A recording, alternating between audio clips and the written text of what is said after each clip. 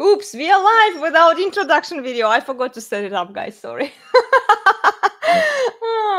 Welcome to Elena's Bar. We are going to go really quick today without that intro video. Today we are talking about what do women need, discipline or empowerment. And guys, I wanted to ask you a question here, and I want your honest response. So today it's the International Women's Day, right? You know that, right? No, I don't think. We don't celebrate that here in the US. I know. Well, this is why I'm asking you. Have you bought the flowers for the women that you know? No. Yes, every woman that deserves to get flowers, I've purchased and sent flowers to them. Good. I had to ask you this question because I see, oh my goodness, so many men are buying flowers and they are taking pictures. They are sending flowers to the women that they know. And guys, today we are talking about discipline versus flowers, right? So, what's your take on that? Because you proposed this topic, Steve.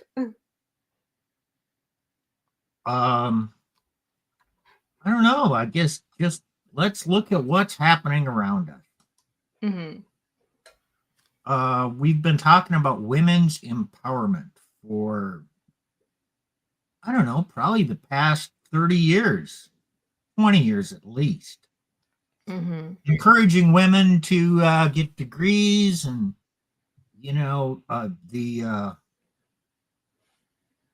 welfare or the divorce, no fault divorce. Yeah, that's early 70s. Mm-hmm. Violence Against Women Act, all this stuff to make women feel safer and empower women. And then we have DEI and encouraging women in the workforce, giving them a leg up. Okay, what does empowerment do? What are women doing with all their power? They're destroying our society. Well, yeah, that's secondary. But what do they do with the power? Oh, they now have the freedom to go on OnlyFans. Yeah. It makes when you empower women to value one part of their anatomy over everything else and use that for whatever purpose they want. That's my observation. That's so true. That's so true.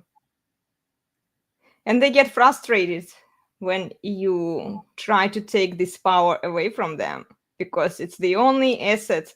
Well, but let's be honest, right? It's the only objective asset that women have that they can trade for various services and things. No. Resources, yes. No, it's not. Well, no, I'll take the negative on this one. What can women bring to the table? Mm-hmm. Service,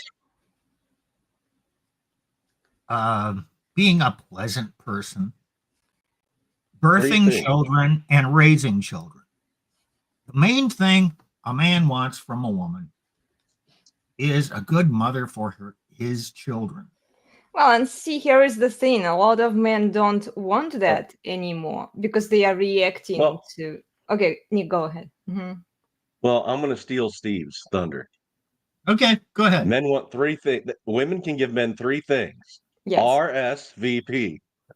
Respect, sexual variety, and peace.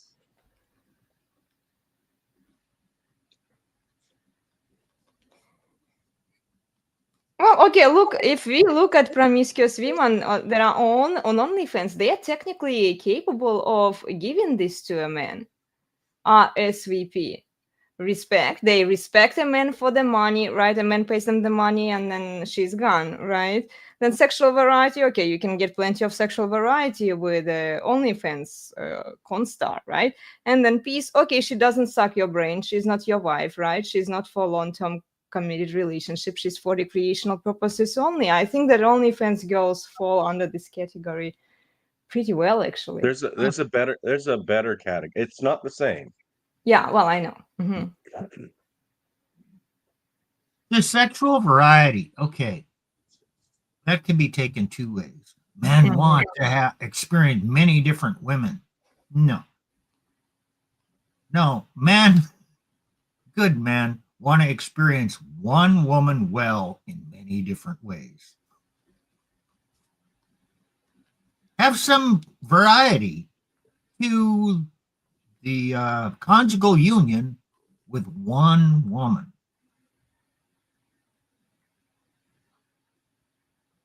But yeah, to what end? Well, he also wants children. So he's going to evaluate the woman. In addition to RSVP, will she be a good mother? Well, and there's a corollary here, because even if the man doesn't want kids, because there are men out there who don't, evaluating a woman for can she be a good mother is still a good strategy, because there are certain qualities that make a good mom that you probably want in a woman in general. There's a certain amount of fortitude that's required to be a mom, right? It's not easy. It's a lot of work. You're going to be getting up at all hours of the night. She has to be able to manage. She has to be able to manage a certain amount of stuff. The children's activities, their food, their clothes, their all of that. So there is a baseline level of intelligence required to be a mom. Now, I would also argue that the government does a great job of coming in and reducing the amount of intelligence required through social programs, which is of arguable utility to the world. But I think what Steve is saying here is that you can start with RSVP, but there are actually other factors that you want to look into as a guy. Like, vetting a woman is I'm going to use an engineering term here, is a multivariate complex problem.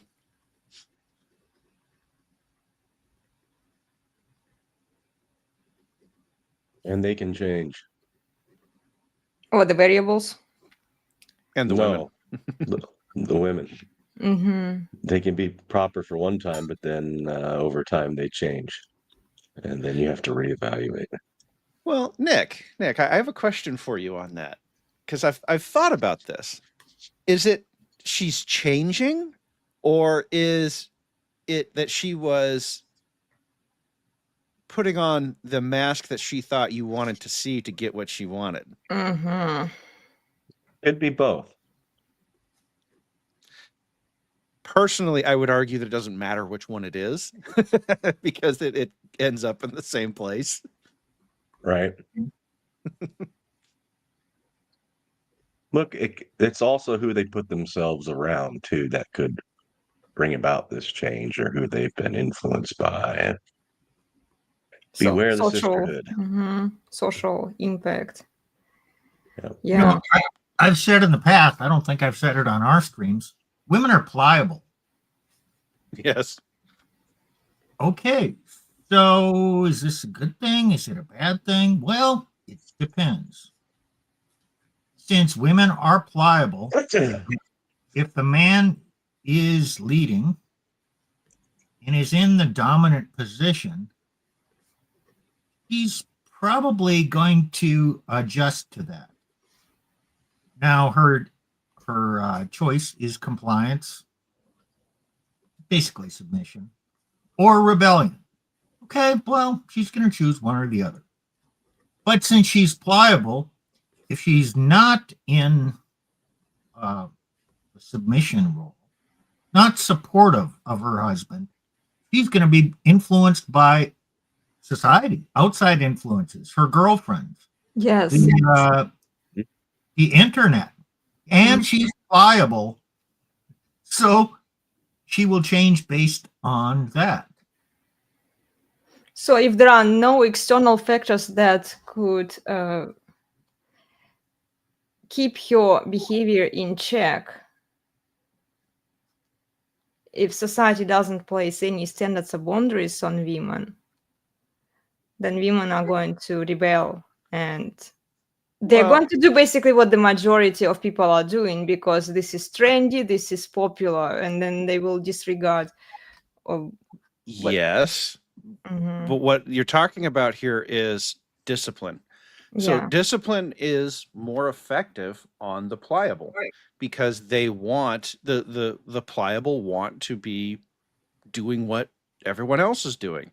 And if society places disciplinary boundaries on women, then the women are going to go, oh, well, that's what the other women are doing, so I've got to do that too.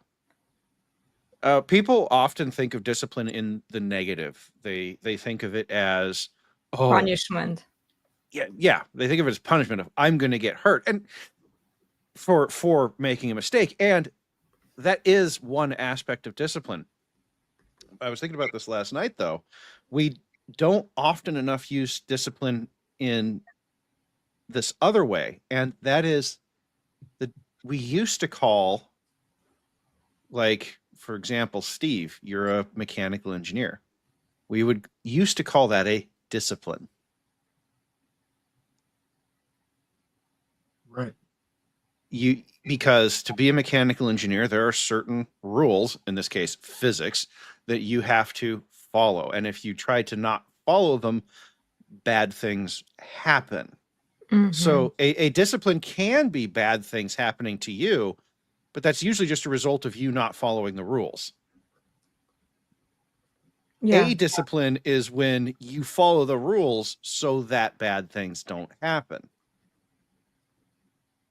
But this requires the a long-term thinking. Maybe. No, not necessarily. Yeah. Not always. Yeah, but There's thinking about the there's a outcomes. lot of brute men out there with low IQ, and they're not necessarily thinking long term, but they have somebody teaching them. Or they have a supervisor, a coach, like a football player. Just think of your dumb meathead. They're not all dumb meatheads. Just think of a dumb meathead. They can be very disciplined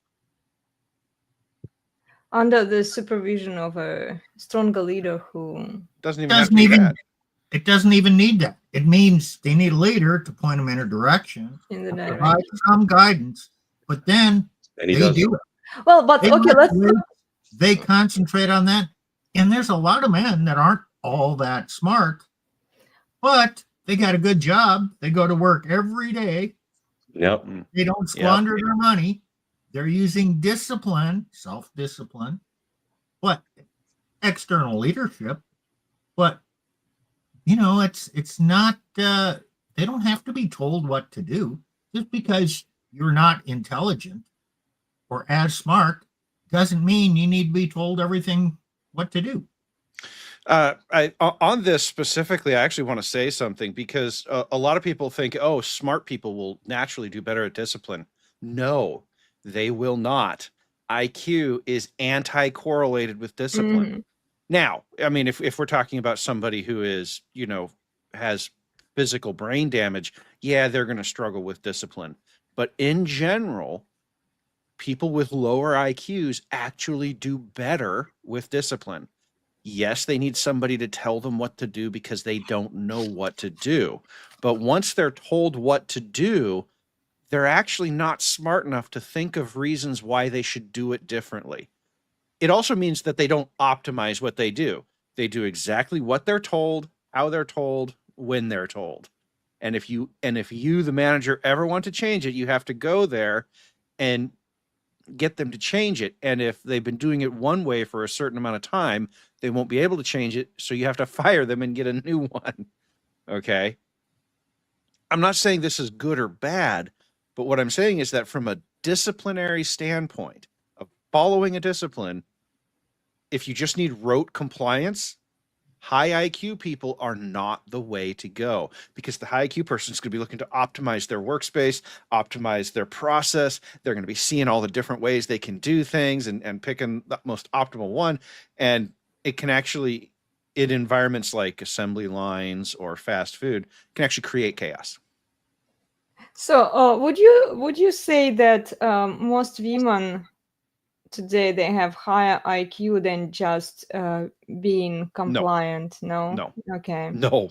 Because also look, if you consider their nature, they are followers by nature. Well, remember, most women have a more leptokurtic IQ distribution, which means they tend towards the mean. Okay. Mhm. The mean is actually where you're going to find a lot of people who are relatively good at following a discipline. Not great. The ideal IQ for discipline is about 90 to 95. Okay. Mhm. But there's going to be a lot more women there than there are men there. That's just how the distribution works. So if a man has less IQ than a woman does, she is unlikely to follow him because she won't have any respect for him. I Maybe, think maybe not. generally Yeah. true. Women look for a man that's in some ways better than them, stronger, has more money, and smarter. Yeah. Even though they won't admit it, some of them say we want an equal partner, we want 50-50. No. They don't mean that. Yeah. Well, they do want an equal partner, but he has to be an above average man. Yeah. Even though they're an average woman. It's already not equal, ladies. Well, just right. Based on your desires. Women do not select for equality. Never have, never will, and that's by design. Not a problem there. Okay. By the way, women not selecting for equality is a genetic good. So we've talked about the Flynn effect before, how, it seems that after, like 10 years, the IQ points rise 2 to 3 points, the average IQ. That is women selecting for higher IQ men. Like it actually slowly improves the overall intelligence of humanity. This is not a bad thing for women to select for higher IQ men. And I want to point that out here, because it gets, a lot of people thinking, oh, well, you mean that I need to select an idiot? Well, no.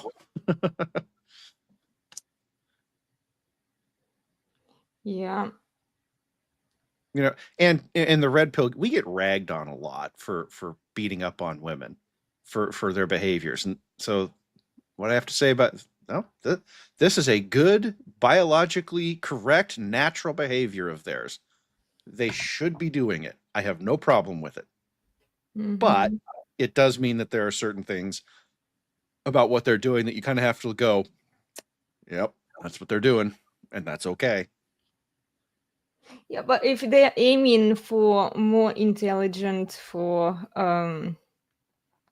higher status, let's say, man, then it leaves most men without any woman, because most men are not what women want. Yeah.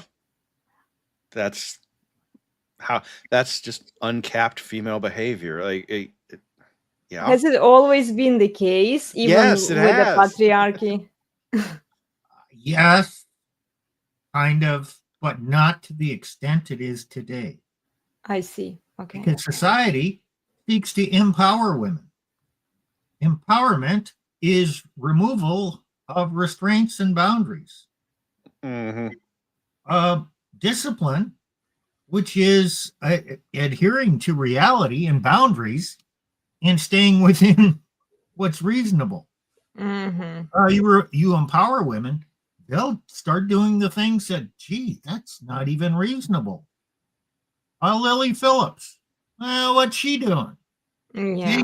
Is she empowered? Is that to her benefit? And if empowerment is so great, why are so many women over the age of 40 divorced and on SSRIs. Does empowerment lead to happiness for women? No, it has not since the beginning. Eve, she sought that empowerment. Did it go well for her? No. It's Genesis 3, right? She will seek Genesis 3. She will seek to rule over you, but she'll seek to rule over you, but basically she can't. She'll try, but she can't. Mm-hmm. Yeah. Well, but then the social order was different. She couldn't. No. She No. couldn't do it. No. That's you're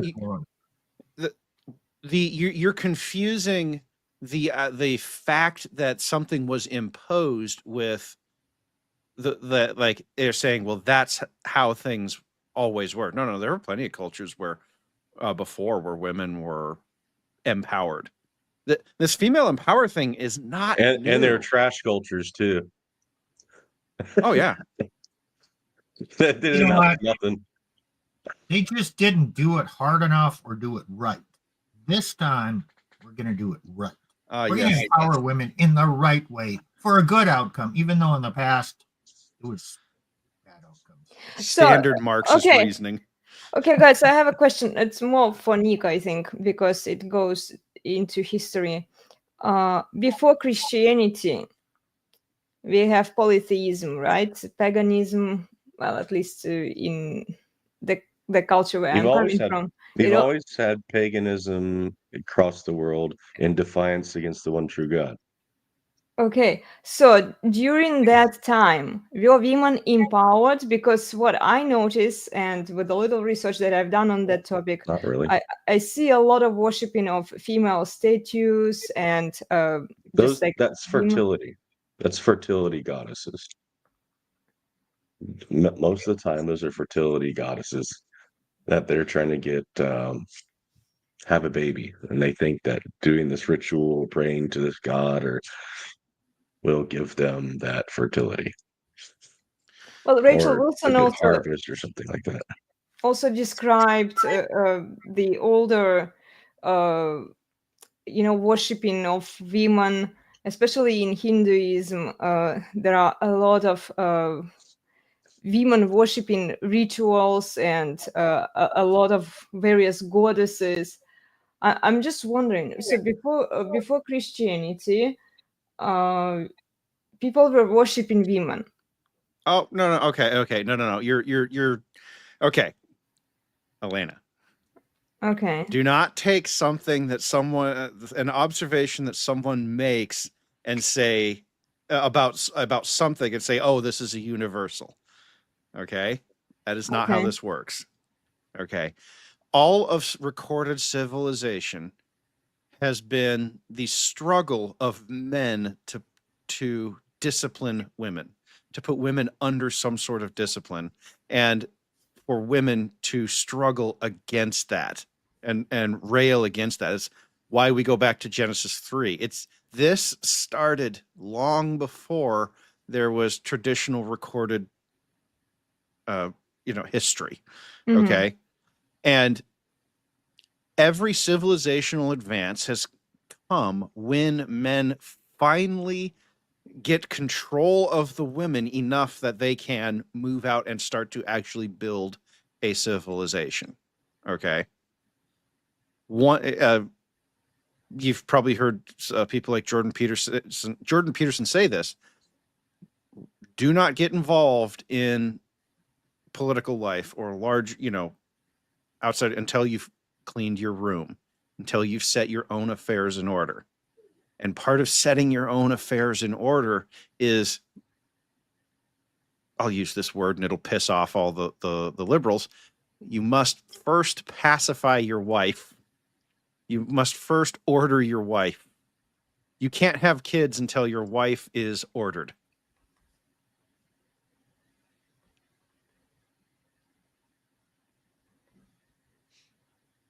Well, by So- that logic, we shouldn't have had so many people on this planet if every man was following that advice and I didn't say every man. No, pacified his didn't say wife. every man was following that advice. I know. Civilization has been a struggle between these two tensions. Mm. Civilization does not always move forward. Look at the Dark Ages. The Dark Ages, they forgot how to do things. The Romans built stuff that they forgot how to do for 1,000 years. Now, Well, in general, it wasn't universally forgotten. yes, Some of that knowledge was preserved in monasteries. yes, And continued in the What? East. Continued And what? with the Byzantines. Yeah, it did. yeah. But it was kept. It was kept, and the general public did not have it. But who was it? Who was preserving it in the monasteries? Men. Yeah, there were no women in the monasteries, or if they were kept strictly separate. Elena, we visited one of those. Oh yeah, in Spain. Yeah. Like that was a place of knowledge preservation during the Dark Ages. We don't call them the Dark Ages because they were somehow darker, like there was less light. We call them the Dark Ages because there was an actual loss of general knowledge. Like civilization went backwards. I get a feeling that we are going backwards now too. Yeah, so what? Yeah. The stock market does not move up in a linear manner. Moves up for a while, and then it reverses, corrects, moves down. Mm-hmm. And then it could be a short time it's down or a long time it's down. From 1929 till the stock market reached the same level as it was in 1929 was something like 1956.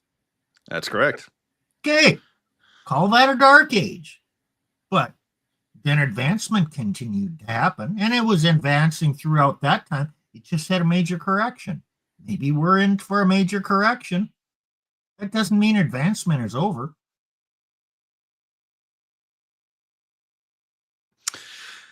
Sorry, guys, my camera died. We'll have to fix that.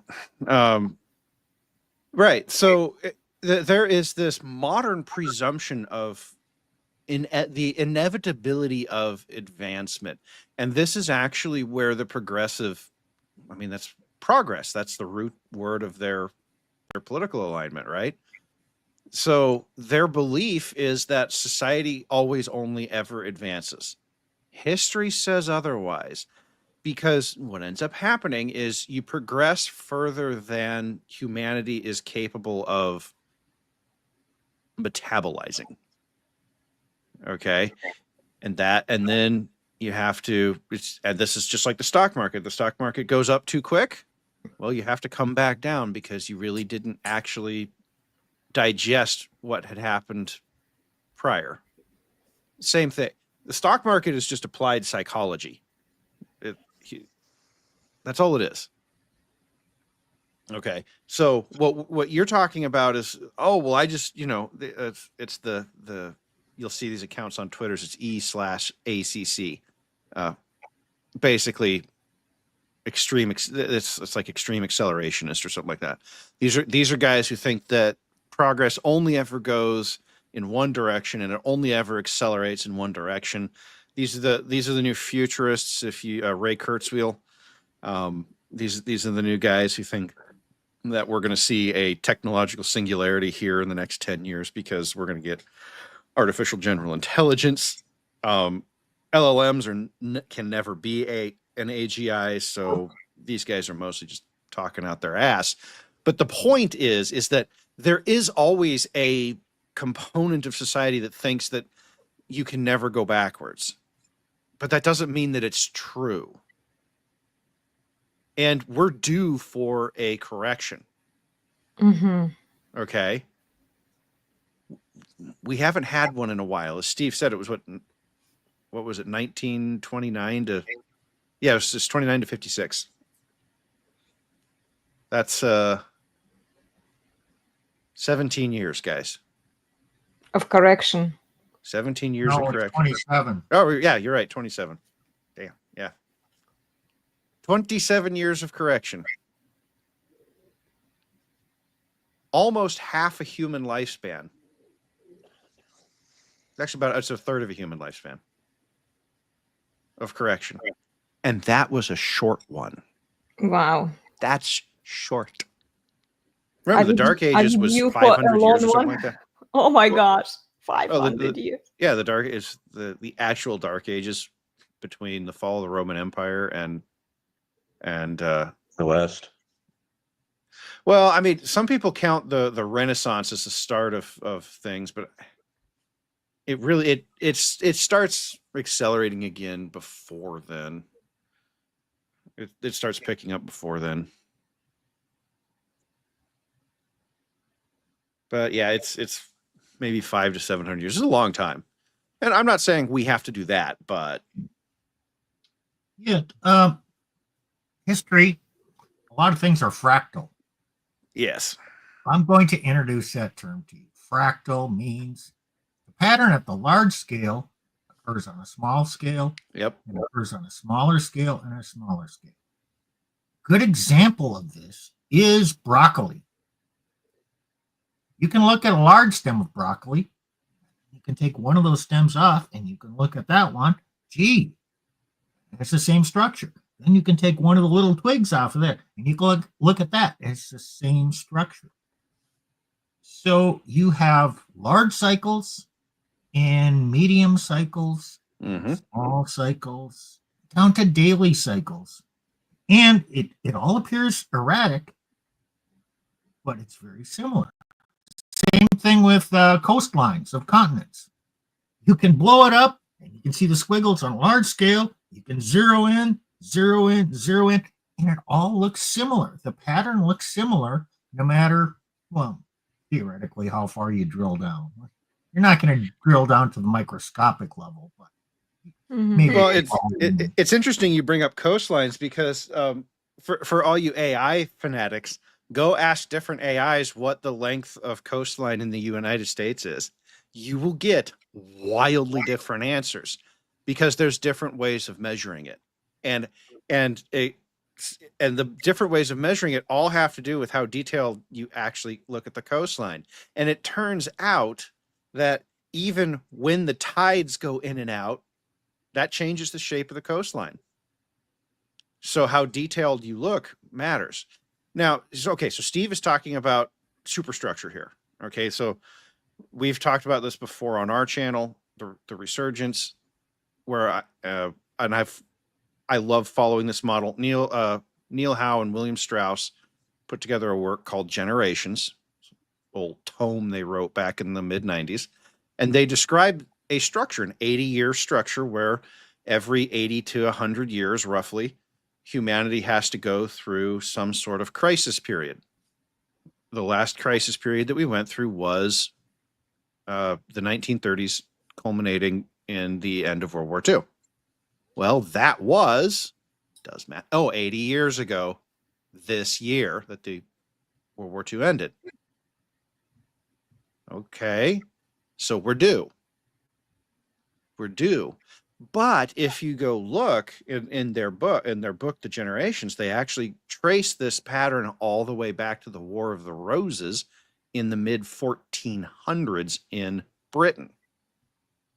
Okay, but it's interesting that the War of the Roses comes up because that is where this structure sort of first arises. That after that, it gets harder to trace it back, and they talk about why that might be.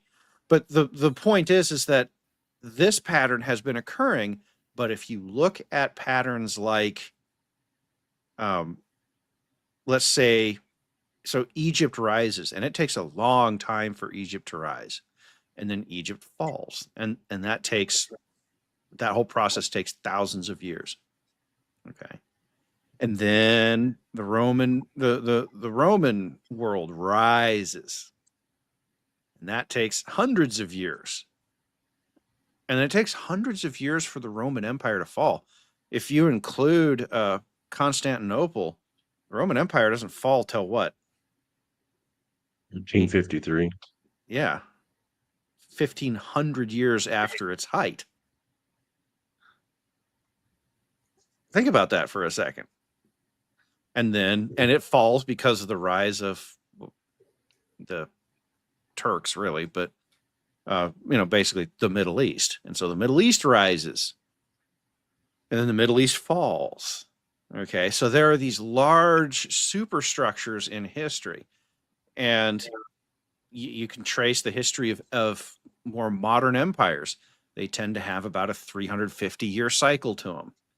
350 to 400 years is 350 years is actually enough time to do, well, if you do the math, 320 years is 4 cycles of the Strauss-Howe 80-year cycle. It can extend because their cycle can move out to 100 years. Okay, so that's another superstructure. That's the fractal that we're talking about here. Yeah, I get it. Mhm. So there's kind of your backdrop for civilizations rise and fall. It's not just about the discipline of the women, but the civilization must first discipline their women before they can rise, or they never do. Well, it's not just women that need discipline, it's men too. Oh, yeah. And when the women are disciplined, the men are also disciplined, and you have a disciplined society. It works.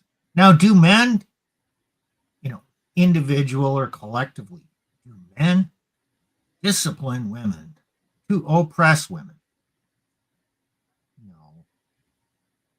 No. Men do not have a motivation to oppress women. They want discipline because they believe in order.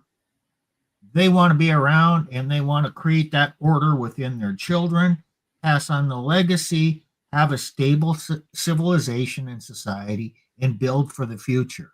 And when things are ordered, it's much easier for that to happen.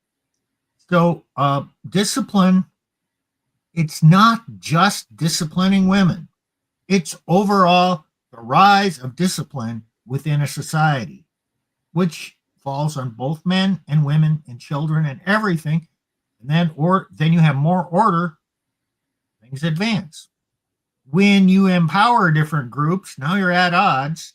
Mhm. Disordered, it's kind of like chaos, and you'll be in for some kind of decline for a while.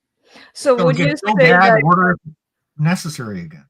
would you say that if men just get the power and control, then does it mean that they get empowered, and then it would cause the decline? Men are never empowered. True. Men have the power. Uh-huh. They were born with it. They need the discipline to know how to wisely use the power they have. You cannot empower men.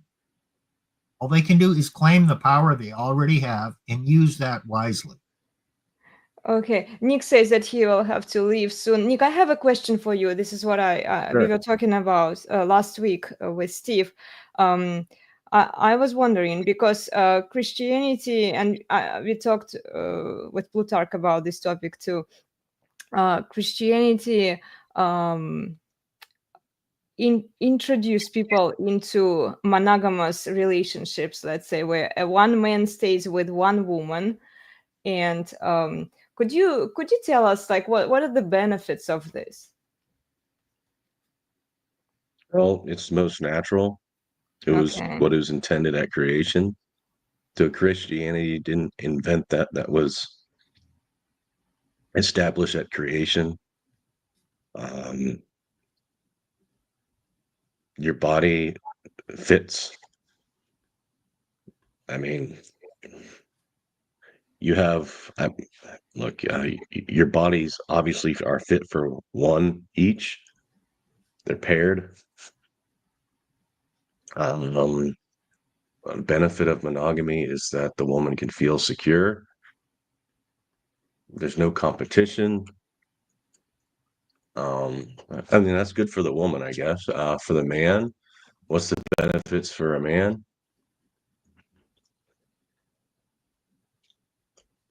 I don't know.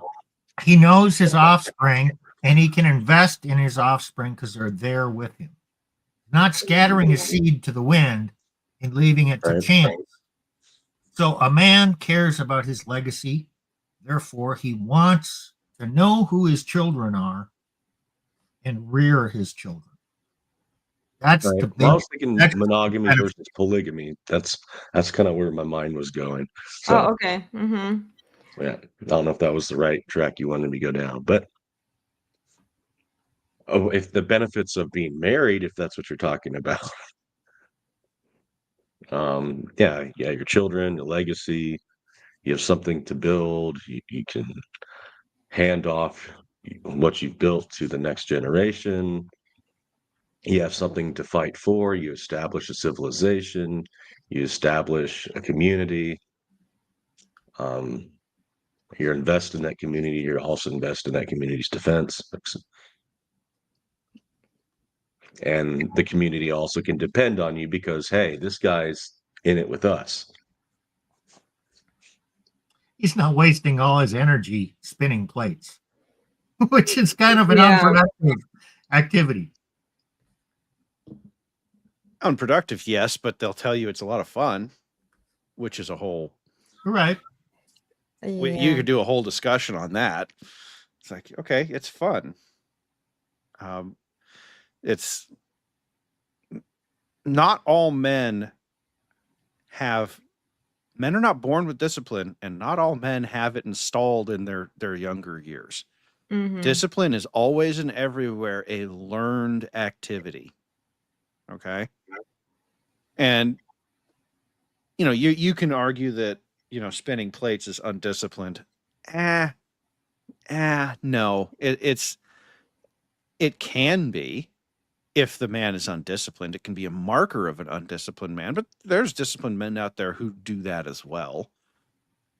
It's part of, because there's multiple reasons why one might want to do it, including the fact that the women are absolute whores right now. And so it's like, what else are you going to do? Yeah. But, again, everyone wants to make these uniform statements that, because this one thing, it's all true. No, multiple things can be true at the same time. Yeah, this Not is everyone follows the concept for Well, even it's for me. It's like I'm sometimes struggling that. that's why we sit here on the internet and talk about it. Yeah. All right, Because the guys, stuff. I'm heading out. All Take right, care, Nick. Nick. Thank See you you. around. See you. guys. Bye. Yeah. It's more stable, and I think women benefit the most from a monogamous relationship. What I noticed is they all say that they want that monogamous relationship, but their mindset is not. Nope. I'm going to slow you down here. Okay. Because, and I think Steve already knows where I'm going with this. You have to define benefit first, because look at the story of Solomon, King Solomon. Dude had how many hundreds of wives and how many thousands of concubines? The dude had women coming out his ears. Okay. Why did all the women want to do that? Because he's the frickin' king. The guy's got access to more resources than anybody else for miles and miles and miles in any direction. Okay. It was a benefit. It was beneficial and good for those women to share the king rather than be with one man. The argument for monogamy has nothing to do with women. Okay? It is not necessary, but under the definition of achieving access to the very best of resources and genetics, monogamy is not a good argument. Okay. In fact, what you see today, where fewer and fewer men have access to more and more women, is the result of empowering women. This is what the women want. They'll say it's not what they want, but this is actually what the women want. So they want to share the No, resources of they one want man. access to the best genetics and the most resources. Okay.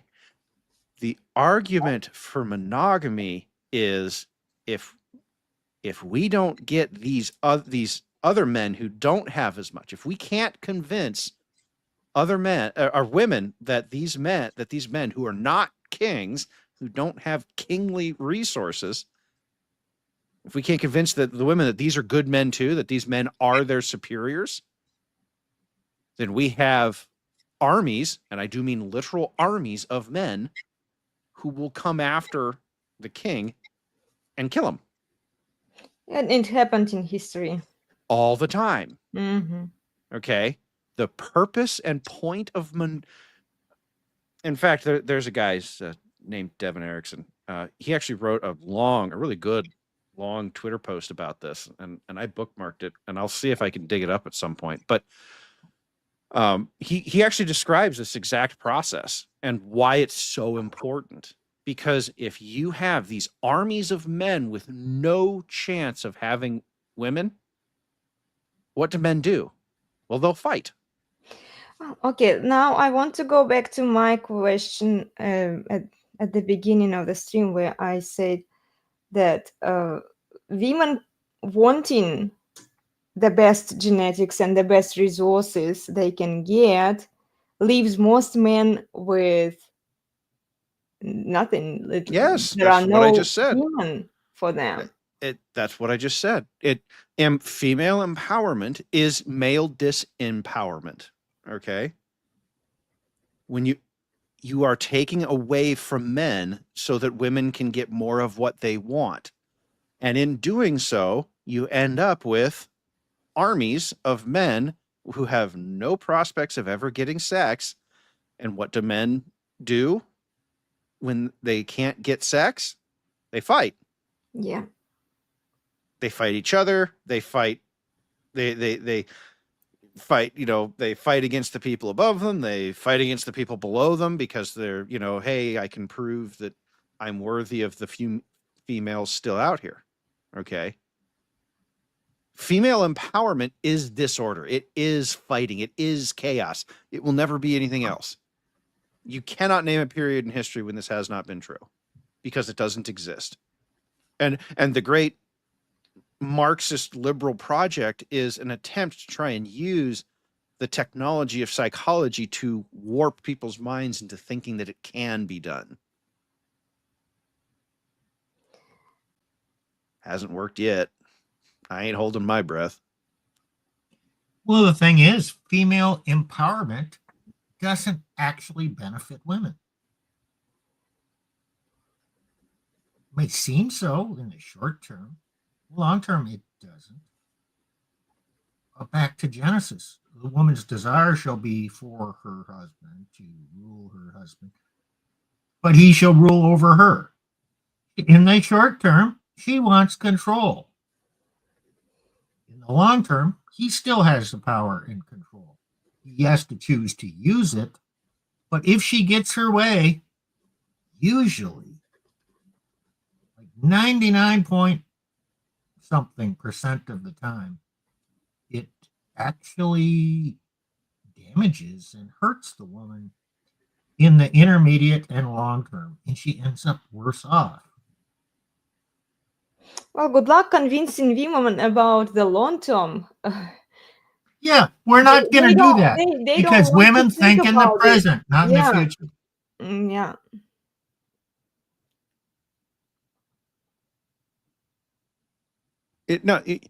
We're not trying to convince women. It's a mistake to try. Yeah, okay? I know. Don't try it. Okay. Mhm. The only changes we can make here are the men. And really even then, the only change you can make is men, you have to, as Steve said earlier, you have to take the power you've got. You have to reclaim it. This idea that somehow you're going to change women and get them to do this for you. No, it's not going to happen. It Yeah. never It never happened. happens. Yeah. Okay, that's a really long post. I'd forgotten how long it is. I went and found it. Oh, you found the post. Can you share Yeah, it's it? really long. Oh, okay. Okay. He's a writer by trade. That's what he does. So he writes. I see. But the crux of his argument is that the crux of his argument is that actual traditional marriage was polygyny, and we invented and that we invented monogamy. Now he's not a Christian, so and that we invented monogamy as a way to make men more productive by basically convincing women that women want an impressive husband. So you need to convince the average woman that the average man is impressive. Well, and that actually makes sense, and it works. It works long term. Because first of all, it leaves most men who are average with the woman. It stabilizes the women. It stabilizes the society. It prevents the men from killing each other and fighting. Right? I didn't say there were no long-term benefits to this, but it is like now after empowerment, like good luck convincing women that monogamy is a discipline, polygyny is not. Okay, monogamy is imposed. Yes, it is. That's societal discipline. Yes. So all of these Christians who call themselves Christians, and I don't mean like all, but the people who promote like partnership and all of that crap, they are not imposing order. They are operating under the polygamous societal state. No, they're not polygamists. The egalitarians are not imposing order. You're right. But egalitarians are not polygamists. No, they're not polygamists. But what they are proposing. So the term partnership comes out of the business world, and in a partnership, it's called a GP or an LP, so general partnership or limited partnership. But in all cases, it's always at least two, but can be expanded to as many partners as is deemed necessary. Okay. True. So, partnership also, of course, in the business world has no gender specific meaning, which is actually why the leftists like it so much. It's a gender neutral term. Okay. That's why they like it, but they also don't mind that it promotes this idea of more than one. Why? Because the quickest way to quote unquote empower women is to remove any and all restraint on their sexual agency. And by removing that restraint, no. These people don't understand that by removing that restraint, you're just going back to marriage 1.0, where all the women chase after the king. Well, exactly. It leads us to polygyny. They don't care. At best, they don't care. Well, I know they don't care, but what's the truth? Irrelevant.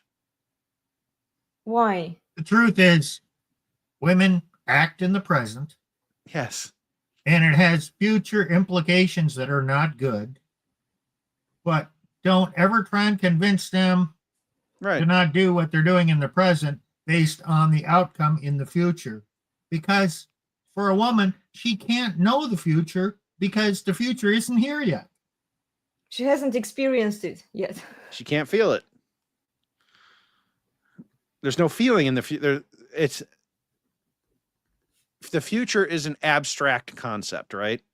And in order to be able to see and understand abstract concepts, you must have an IQ over about 90. You might start to care at about 120 IQ. In the future, a man would look at it and say, okay, future. 80% of the time, it's going to turn out this way, good, or in a certain way. 15% of the time, not so bad. 5% of the time, it's bad. Or maybe just reverse them, whatever. And so he's going to go with, generally, this is what I'm going to do. A woman will look at this and use girl math. Yeah. Girl math says it's 50-50. It's either good or it's bad, or I don't know. So since it's undetermined, anything can happen. Therefore, you know what? I'll apply that to husbands. Yeah, the man I want, that delusion calculator, the 6 foot tall, 6-pack abs, 6-figure income. Yeah, okay, maybe that's only 2% of the population. But the good news is he exists. Therefore, I have a chance to get him. I either get him or I don't get him. And that's at least a 50% chance. Right. And okay, it was the same way with the kings, right? The king exists and he has a large harem. So clearly I have a chance of getting access to the king. And then he will choose me to be his concubine. And then he will choose me to be his wife. And then he will choose me to be the queen. And I will get everything. Why? Because there's a chance. So what Steve is talking about is, to a woman, the outcome for herself is binary. She either gets it or she doesn't. So to a woman, everything is 50-50. I either get it or I don't. Mm-hmm. You like statistics. And this is why we keep telling you nobody cares. Because to a woman, all statistics are 50-50. There is only one answer to all questions, and that is 50-50. Guys, thank you for reminding me of this, Plutarch. I recently wrote an article. It's a shorter article about statistics. Yeah, and nobody cares. Oh yeah, like how many people read it? Let me know in the comments, guys, if you had a chance to look at it. It's a short read. Nobody cares. Nobody cares. So true. Okay. Here's the thing you have to understand. Most men will not even look at the statistics. Oh, of course not. We in the red pill, we know this to be true because we deal with it all the time. You get a man who's been broken by the system, and you show them the stats about what the system actually is, and they go, "What? This can't be right." Like that's the first reaction you'll get out of all of them. Mm-hmm. Total disbelief that this could possibly be the number. Okay. Yep. And look, I even admitted that when I was running that survey for biological men, and I'm mentioning it in the article, I expected slightly different responses from men. I didn't. But this is why you have to set aside your emotional investment, your beliefs, and look at the data the way it is, because you are not the target audience, right? The majority of men have voted this way. So your job as a statistician is to present the data as honestly as possibly. Sure, but it doesn't change anything. The idea that you can use statistics to change society is hilarious because it's so painfully like so few people care about it. Yes, exactly. I wish more people paid attention to it because it's a science of probabilities, but it's not. Okay, let me test that. For more people to pay attention to it, it requires more intelligent people. True. Okay, is society better off with more intelligent people or more disciplined people? That's a good question. That's a good question. Okay, I love now, it. Elena, remember, what did I say at the beginning about disciplined? Who is your most disciplined population? IQ of 90. 90. Yeah. Mm-hmm. Intelligence is anti-correlated with discipline. It's an ugly truth. You and you know, you talk about biological selectors.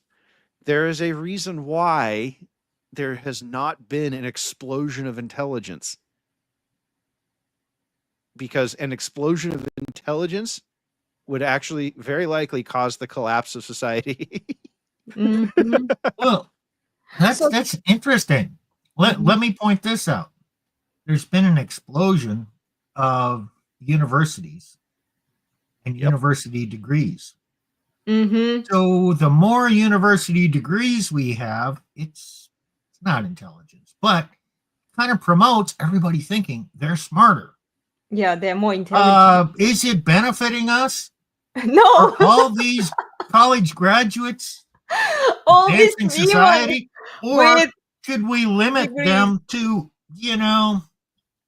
10% of the population, maybe 15%? That's all that should have advanced degrees. Well, Everybody else should be disciplined. And I would point out that for centuries, the university system is not new. Mhm. Cambridge and Oxford are Very old. what, 600 years old or something like that? Yeah, something like that. Yeah. Ancient history in human terms, okay? Mm-hmm. For up until probably the end of the 1800s, so the end of the 19th century, 500 years of their existence, less than 10% of people got into Cambridge and Oxford and anywhere in the British university system. Well, if you go back to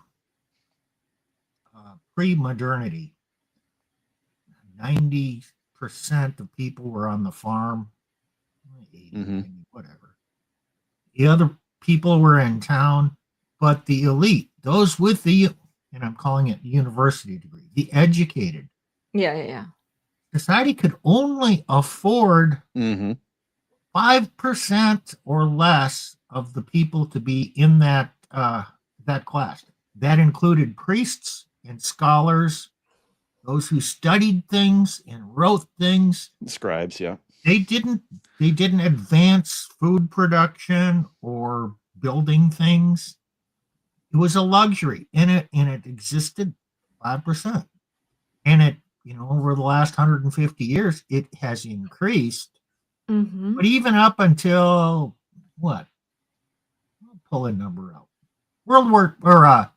Vietnam. Well, maybe World War II. Yeah, World War II. Let's say pre-World War II.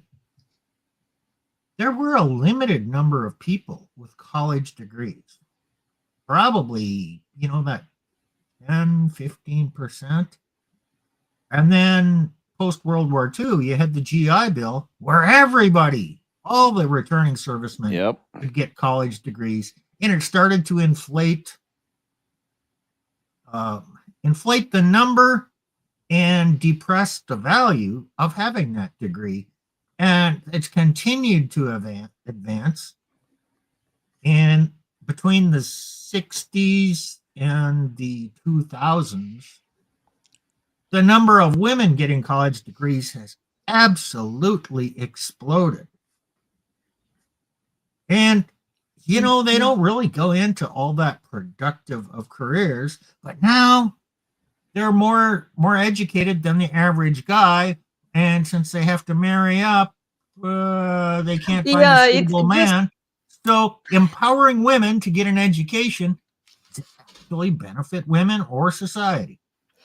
It does not. In fact, college degree can actually add on to the delusional sexual market value. That's because women think that that men value their college degree as the same as society claims that they value their college degree. Now, if you watch what's happening in the federal government lately, you have a bunch of women screaming on Instagram and TikTok about how, finding out that the world doesn't value their college degree as much as they thought they did. Mm-hmm. I've also said that we're going to see an explosion of women on dating apps here as they get fired from their government their government People daycare. pushing jobs, yeah. No, it's just government daycare. Yeah. And now they need a man to provide for them. Yeah, Steve, you were talking about the explosion of college degrees. There is, particularly in the trades, there are severe shortages of skilled workers. And these are jobs that women will not do. When was the last time you saw a woman emptying out your septic tank? There hasn't been a first time yet. Right? Okay. It's not going to happen. That's a guy or that's a job that only guys are ever going to do. Same with your garbage. I mean, I look out every our garbage guy comes every week, and it's a guy, right? Of course, it's a guy. Yeah. I've seen him. He drives by. He's got a little. They have really cool tools now. He's got a little joystick, and he's got this thing that picks the garbage up, so he doesn't have to. But girls don't do this. Okay, these girls that have been fired from these government jobs, they will go on OnlyFans or elsewhere. They will start selling themselves to multiple men first. Then, when those men run out of resources, then seems no. That's just basic economics. There far too many of these women are too ugly to do that. But I hope they do go on OnlyFans to find that out. Because you know what? Just oversaturate the market. It's already oversaturated. That's awesome. Yeah, that's actually good. It's fine. I don't have a problem with them doing it because it's just going to destroy the market, which is fine. Exactly. And awesome. After our stream on Wednesday, what did we talk about? The recession is starting to be felt. Content creators, there's a limited number of money super chats that are out there. It's actually declining. They're starting to be infighting. Yesterday, I saw the tractor manufacturing plant in Fargo laid off 198 workers out of 700. Oh boy! Ooh, that's a lot. Hey, you know what? Same thing is happening to automakers in Detroit. It's happening. Plutarch mentioned, a lot of women in the government are losing their jobs. But we're kind of at that tipping point. Men in productive jobs are starting to lose their jobs. When men have less money, they're going to be spending more money on OnlyFans. Yeah. I think so. So these women who are desperate to get something from men, when the men have less to give, they're going to become even more desperate. So do you think they will consider marrying a man? No. Oh, absolutely. I think so. We're going to see a growth in they're going to wife pretending. Pretending, right? The mask. Yes, the mask. We're going to see trad wife LARPing, but remember, we're seeing an increase in the number of men who are losing their jobs. That means there's an increase in the number of men who are unfit to marry. Okay?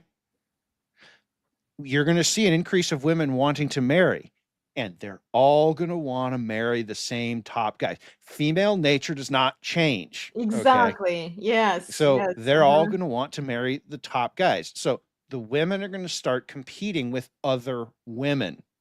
And that's when the trad wife LARPing is going to come out, because they know that they're going to have to show, there was this trend going around on TikTok after the USA firings, where all the Purple Hill women started cutting their hair, and all. I saw George Bruno shared one. Yeah, and of course all the red pill guys were just laughing their asses off, going, so you're finally admitting that the purple hair was a bad idea, and now you need to get rid of it so that the men can't tell who you were. And the point of the trad wife LARP is to hide who she was before. You're going to see tons of pictures being scrubbed from Instagram with Uh-huh. the funky hair colors, and she's going to go Mhm. back to her natural hair color. Okay. Remove all of their nose rings and Yeah, the tattoos and yeah. laser tattoo removal is going to become a booming business over the next Mhm. 2 years. Of course, piercings and whatnot, they're easier to get rid of. You just take it out and things heal up. So it's easier to hide. All of Exactly. that's going to come. Mhm. And a large part of what the red pill is going to have to be focusing on, whether it wants to or not, over the next 2 years, is really teaching men how to spot these women without Yes. the overt signs that we're used to working with, because we've gotten used to say, oh, the purple hair chick, yeah, just she's for recreational use only. Well, but this was visual. This was easy to It was easy. detect. Yeah, I know. That's what I'm saying. All the easy signs are going to go away. Mm. Oh, you mean men will have to really apply their rational thinking skills in The men detecting are women? okay. What's that called? Discipline. Discipline. Men are going to have to use discipline. Mhm. Ooh, she's willing. I'm not going there. Mm-hmm. And the reason I say that, okay, I'm an average guy. I'm an old guy with an average income. Women don't really give me much attention. But as more and more men lose their job, I have a job. All of a sudden, I kind of move up in the female calculators.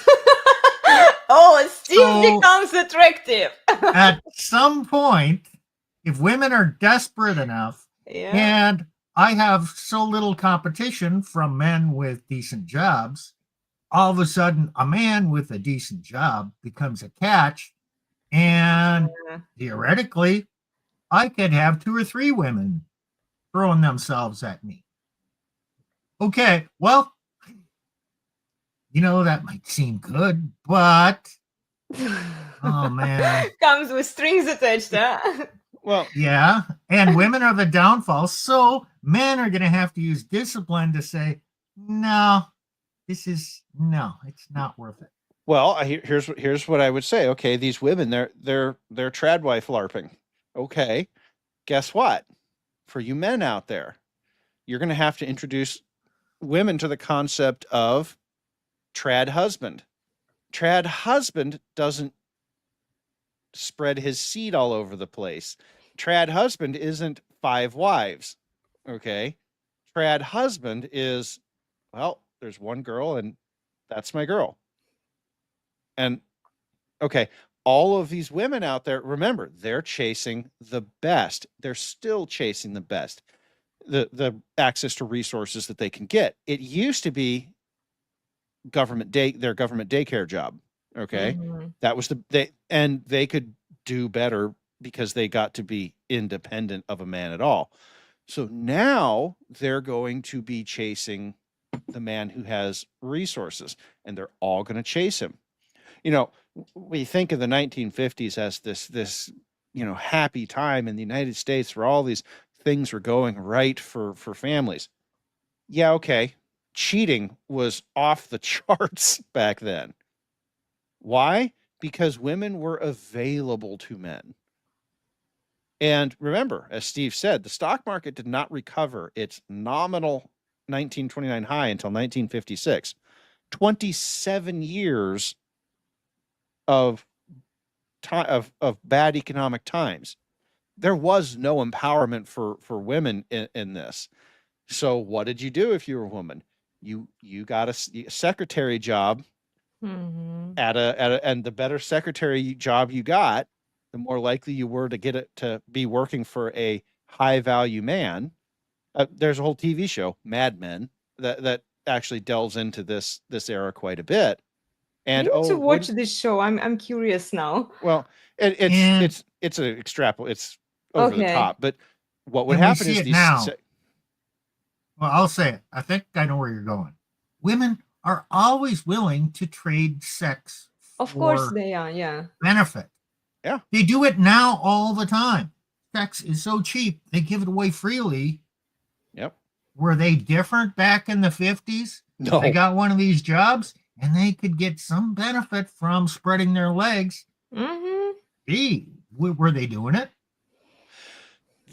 So how the game worked was you were hot, you got the guy to fuck you at the office, Mm-hmm. and remember, there's no birth control back then, so you got him to pregnant. get you pregnant, and then you go to his wife and you say, "Hi, I'm the other girl," and this is in a time of rising female empowerment. She's going to go, "Oh, well, fuck him, I'll get a divorce." Okay, and so because of that, it actually ends up creating this idea that we have to empower women because all these men are cheaters.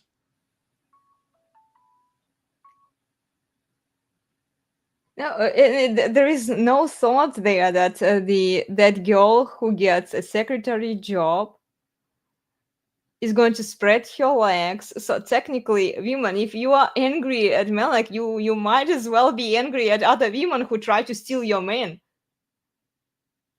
Okay, let's talk about discipline here. Women, do you want a man that has enough discipline? Disciplined man, self-discipline, to not fuck other women when given the opportunity. Oh, yes, you want that man to have that self-discipline. So, for discipline is a good thing. It's good for men. Mm-hmm. Gee, it's probably good for women too. If you want your man not to screw other women and forgo that opportunity, that requires him to have discipline. Therefore, you better exercise some discipline on your own before you find him and not be spreading your legs for every Tom and Harry Dick. I see what you did there, Steve. Well, and here's the thing. Women used to enforce this on other women.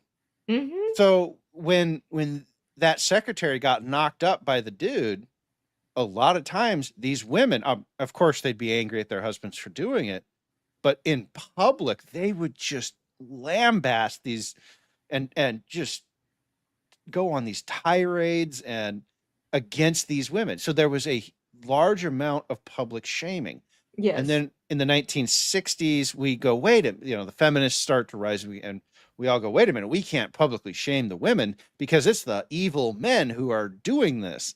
And these poor secretaries, they're just being exploited by these evil men. No.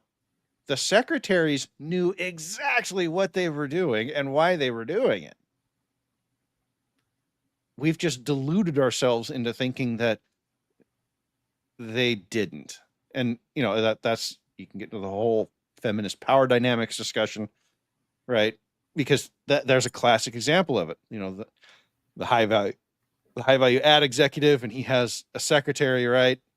Well, and it doesn't got all the necessarily power. mean that she would sleep with her boss, but if he owns a big company, for example, and he has other men coming in, she could be just looking for, like the best man out there who shows up. And usually these secretaries, they look cute, That isn't usually how it goes. Yeah. That's how it happens now. They choose for the hot guy. Yeah. Back at the time Plutarch. Oh, no, I'm not saying like the hot guy. They chose for resources. Resources, and yes. who is in their near close sphere? Yeah. Who do they have the opportunity with? Yes. And it's a guy that they see every day. They're probably, before birth control, that random sales guy who comes in, that's too risky. Yeah. Too risky. They'll go with the boss because he's got the money, and she knows they know him. He'll probably provide. He's the opportunity because it's a provision opportunity. Yeah. Don't not confuse, a pleasure opportunity. Don't confuse what women might do now with birth control with what they were doing before. No, becoming a secretary was a very specific line of work that you went into for a very specific reason. You were looking for a guy. And by being a secretary, if Yeah. it was going to be the guy who you spent most of your time with, because familiarity, right? You know him really well, he knows you. And this still happens to this day. Like, one of the reasons that in the Red Pill, we say if your woman goes on a business trip, papers for her to Mhm. sign when she gets back, because that business trip involves going with, she now gets paid to go to a long distance location with other people who she has high familiarity with. She's already comfortable around them. Okay. Mhm. Women value comfort. That's why they want the resources. Resources are turned into comfort and safety and security. Okay. Yeah. Resources are just a means to an end for women. Right. So, and even today, most women do not get these kinds of jobs just so that they can see what's out there to pick from. No, they get those jobs because they want the man who is their boss, even today. You know, Oh, they want the man who is the boss, and if the man has self-discipline, he can say no, and he is not going Yeah, okay, to. sure. Yeah, but the, if he doesn't but the women have discipline, the women have no reason to want that man to have discipline. of course not. if she's the second woman, she's the first woman, she wants him to have self-discipline. Right. But because she does not want to share his resources. Of course not. Right. But for all the other for all the other women, so for every one woman that doesn't want to share, there's 10 that think that sharing is a great idea because it's good for them. And that's how you end up with government workers. I just thought about this. This must have been wonderful in the 60s. You were a manager, a vice president, and you had a secretary. Just think. You had a woman dedicated to do exactly what you told her to do for at least 40 hours a week and not talk back to you. Yep. Man, she's like the perfect woman. Do you want to sleep with the perfect women? Or do you want to go back to home and get all that pushback and lip and whatnot from your wife?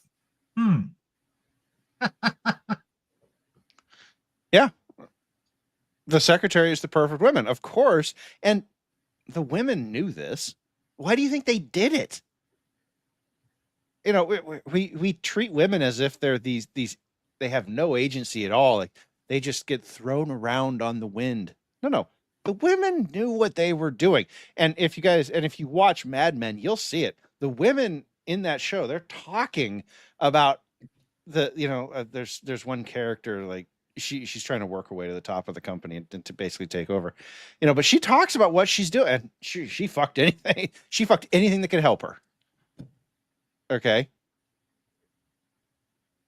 These women knew what they were doing when they did it. Mm-hmm. And now we have the expected outcomes, or what should be the expected outcomes, I guess.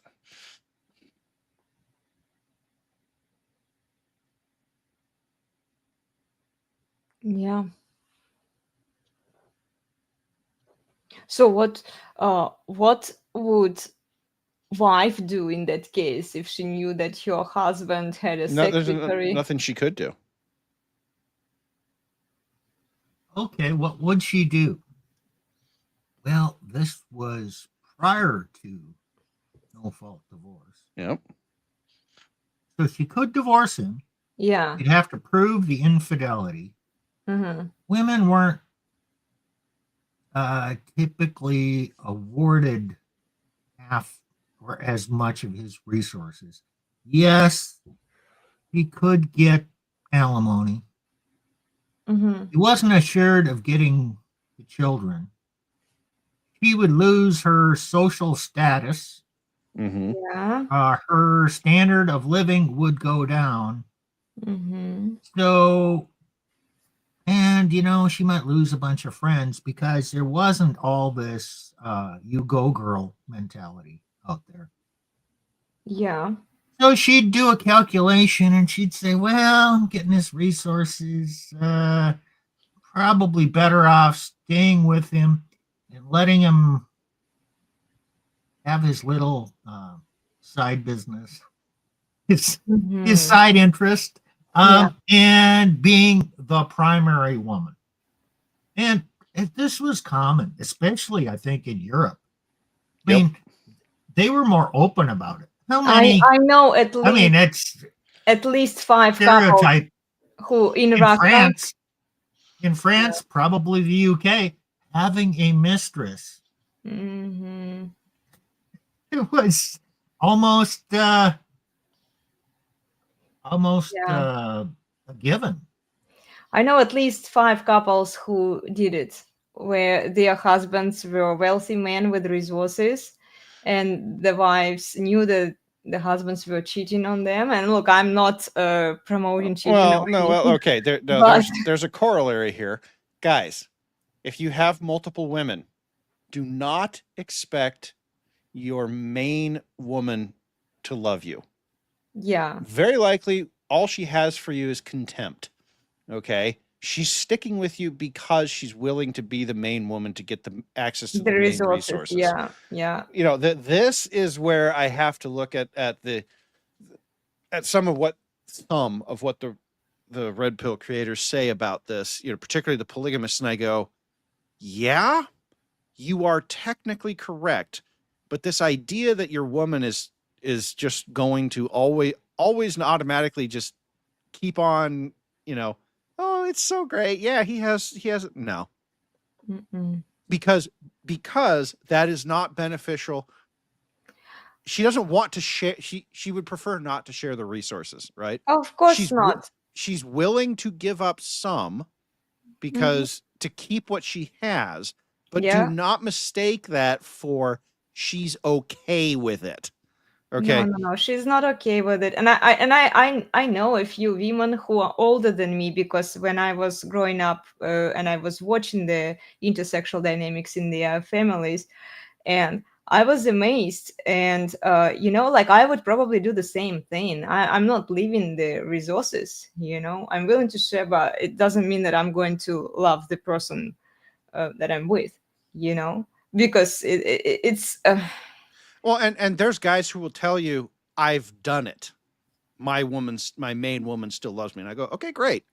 Yeah. But you're selling something to men that is rare in the extreme. Very rare. Yeah. So don't sit here and say, oh yeah, no, you too can do this.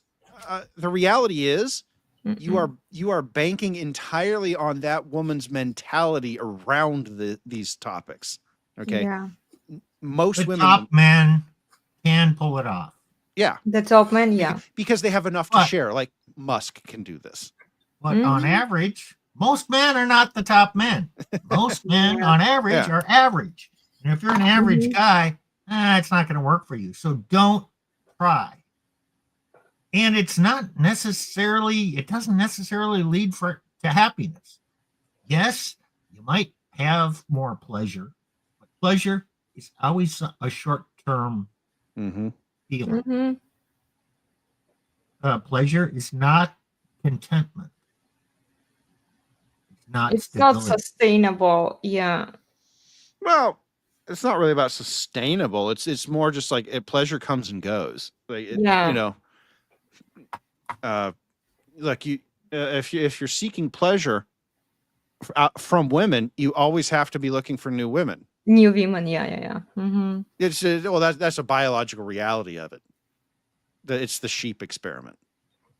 Yeah, well, and eventually, even I've seen those men, and I know that they were cheating back when both them and their wives were younger, and then as they matured, let's say, they stopped doing that. They stopped cheating. They just got tired of it. Eventually, you just it's exhausting.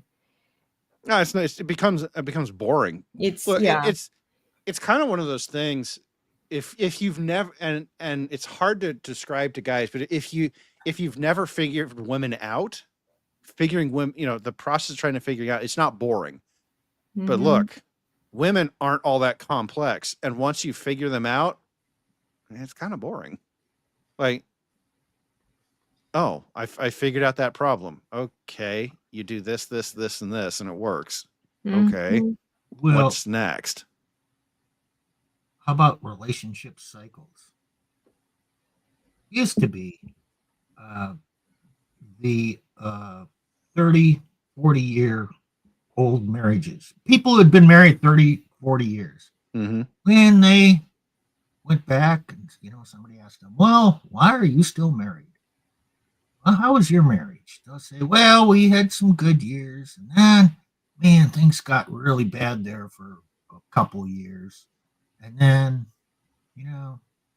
we figured it out. And now things are great. It's just like the stock market. It goes up, up, up, up. And then you have this dark period. And then it increases again. Well, right now, you empowered women. So the first downturn in their overall bliss, happiness, and marriage, oh, end of the world, it's going to be bad. They pull the trigger, they divorce. They never go through that dark time. People do not go through that dark period in their marriage where the only thing keeping you together is your commitment, your discipline to not divorce. And if you get through that, you will learn, and things are going to return to, in most cases, they're going to get better again. Yeah. People are not willing to endure that because they have no discipline. Mhm. Most of that discipline right now is necessary in the woman to persevere through that bad time. She's filing for divorce. 70% of divorces are filed for the women. Yeah. So, yeah, women need much more discipline. We know from the outcome post-divorce, hey, there aren't any good men out there to date. Yeah.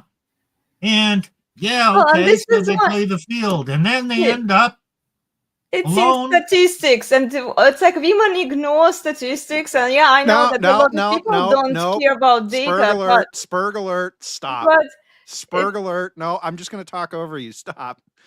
It doesn't matter. And it doesn't matter because nobody cares. You can throw the stats at them till the heat death of the fucking universe. It I won't know. change their behavior. That's why I'm yelling over you. I know you want to spurg out about stats. I've had to listen to you spurg out about stats this week because you're writing your article. Nobody cares. And let me say it this way. You can bring all the statistics and try and Yeah, I teach know. women. The same thing applies to men. You can try and teach men. It's not going to work. And they need discipline, self-discipline. They need the boundaries, the societal boundaries. They need the discipline that they learned from their father growing up to stick with it and not abandon ship. Discipline. And there is no way you can teach discipline to women. There is no way I can teach discipline to men. Discipline is not something I can teach others. Discipline, discipline you can learn from your father if your father has it. Yes. Okay. But it's a learn from, it's not a taught to. I can't teach a man how to be disciplined. I can demonstrate discipline in my own life, and men can look at that and go, oh, I see what he's doing. That makes sense. I will do the same thing too. Okay. It is a learned skill, but not a taught skill.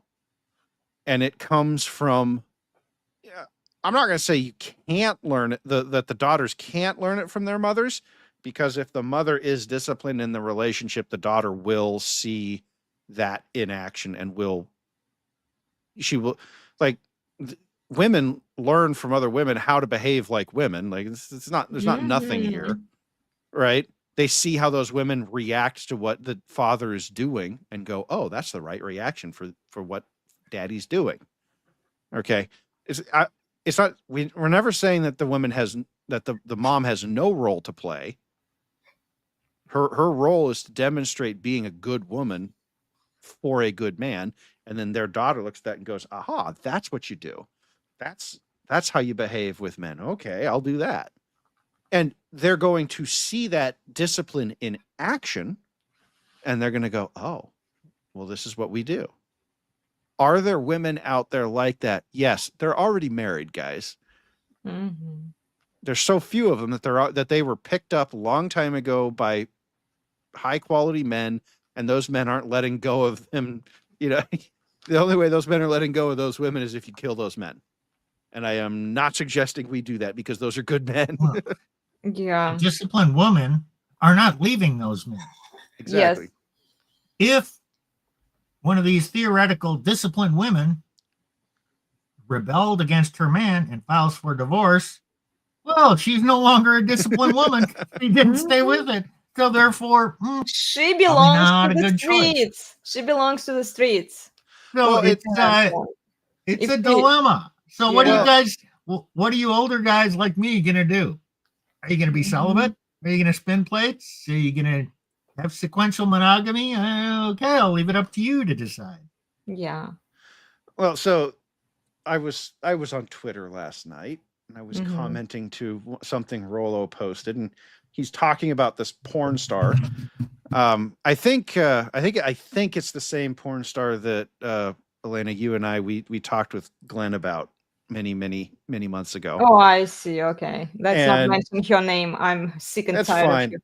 of you. But you know, she has this list of sexual rewards, and one of them is wash dishes and put away. So you have to wash and put away the dishes. Oh, well, then you get a hand job.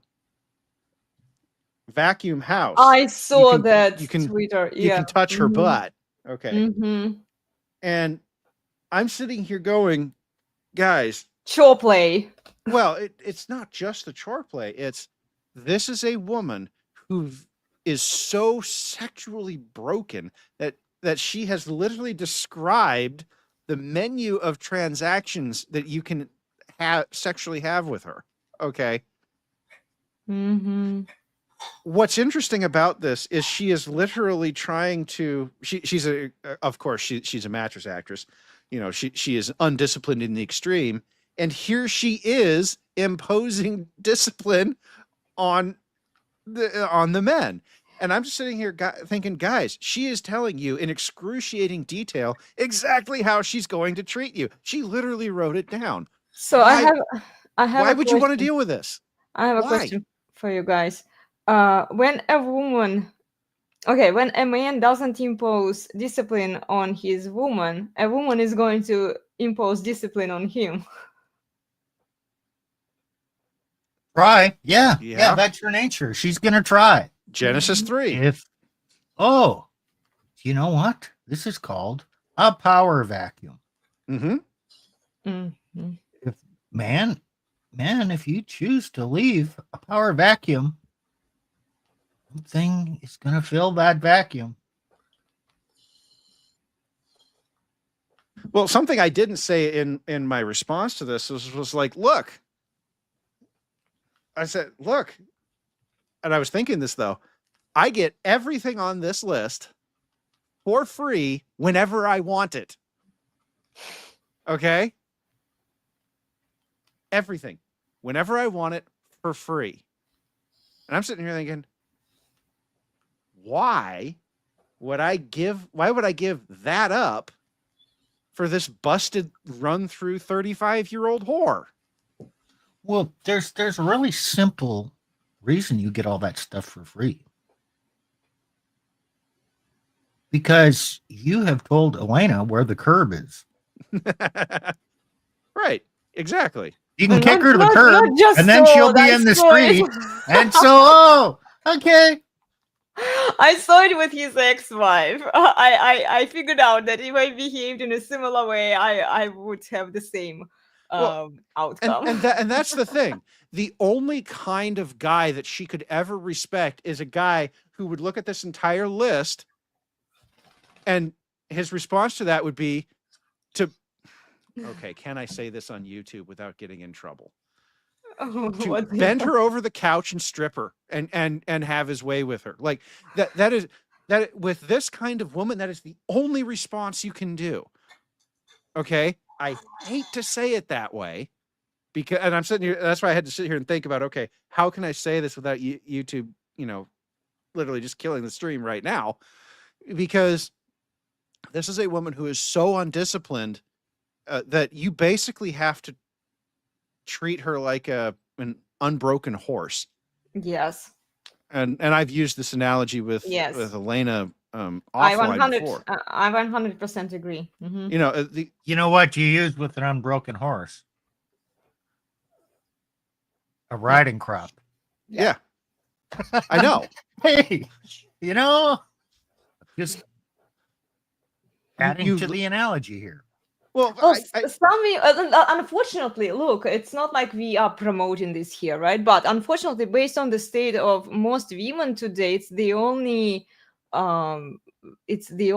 technique that would work, that would actually work. Well, unfortunately. Well, okay.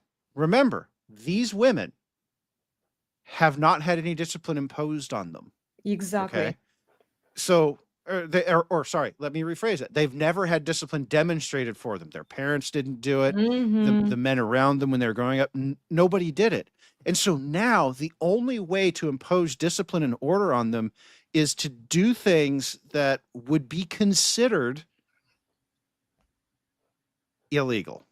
I'm not going to say the A word. Yeah, not just considered illegal, actually illegal. Are. Yeah, they actually are illegal. The things that you might need to do yes, to bring a woman into compliance will land your ass in jail. Right. And so yet again, I have to ask, why should a man want a woman who has a literal menu of you do this, you get this? Because what she's telling you is that the only way you can assert your dominance is to give her the ability to send you to jail. Yeah. No, I'm not going to do that.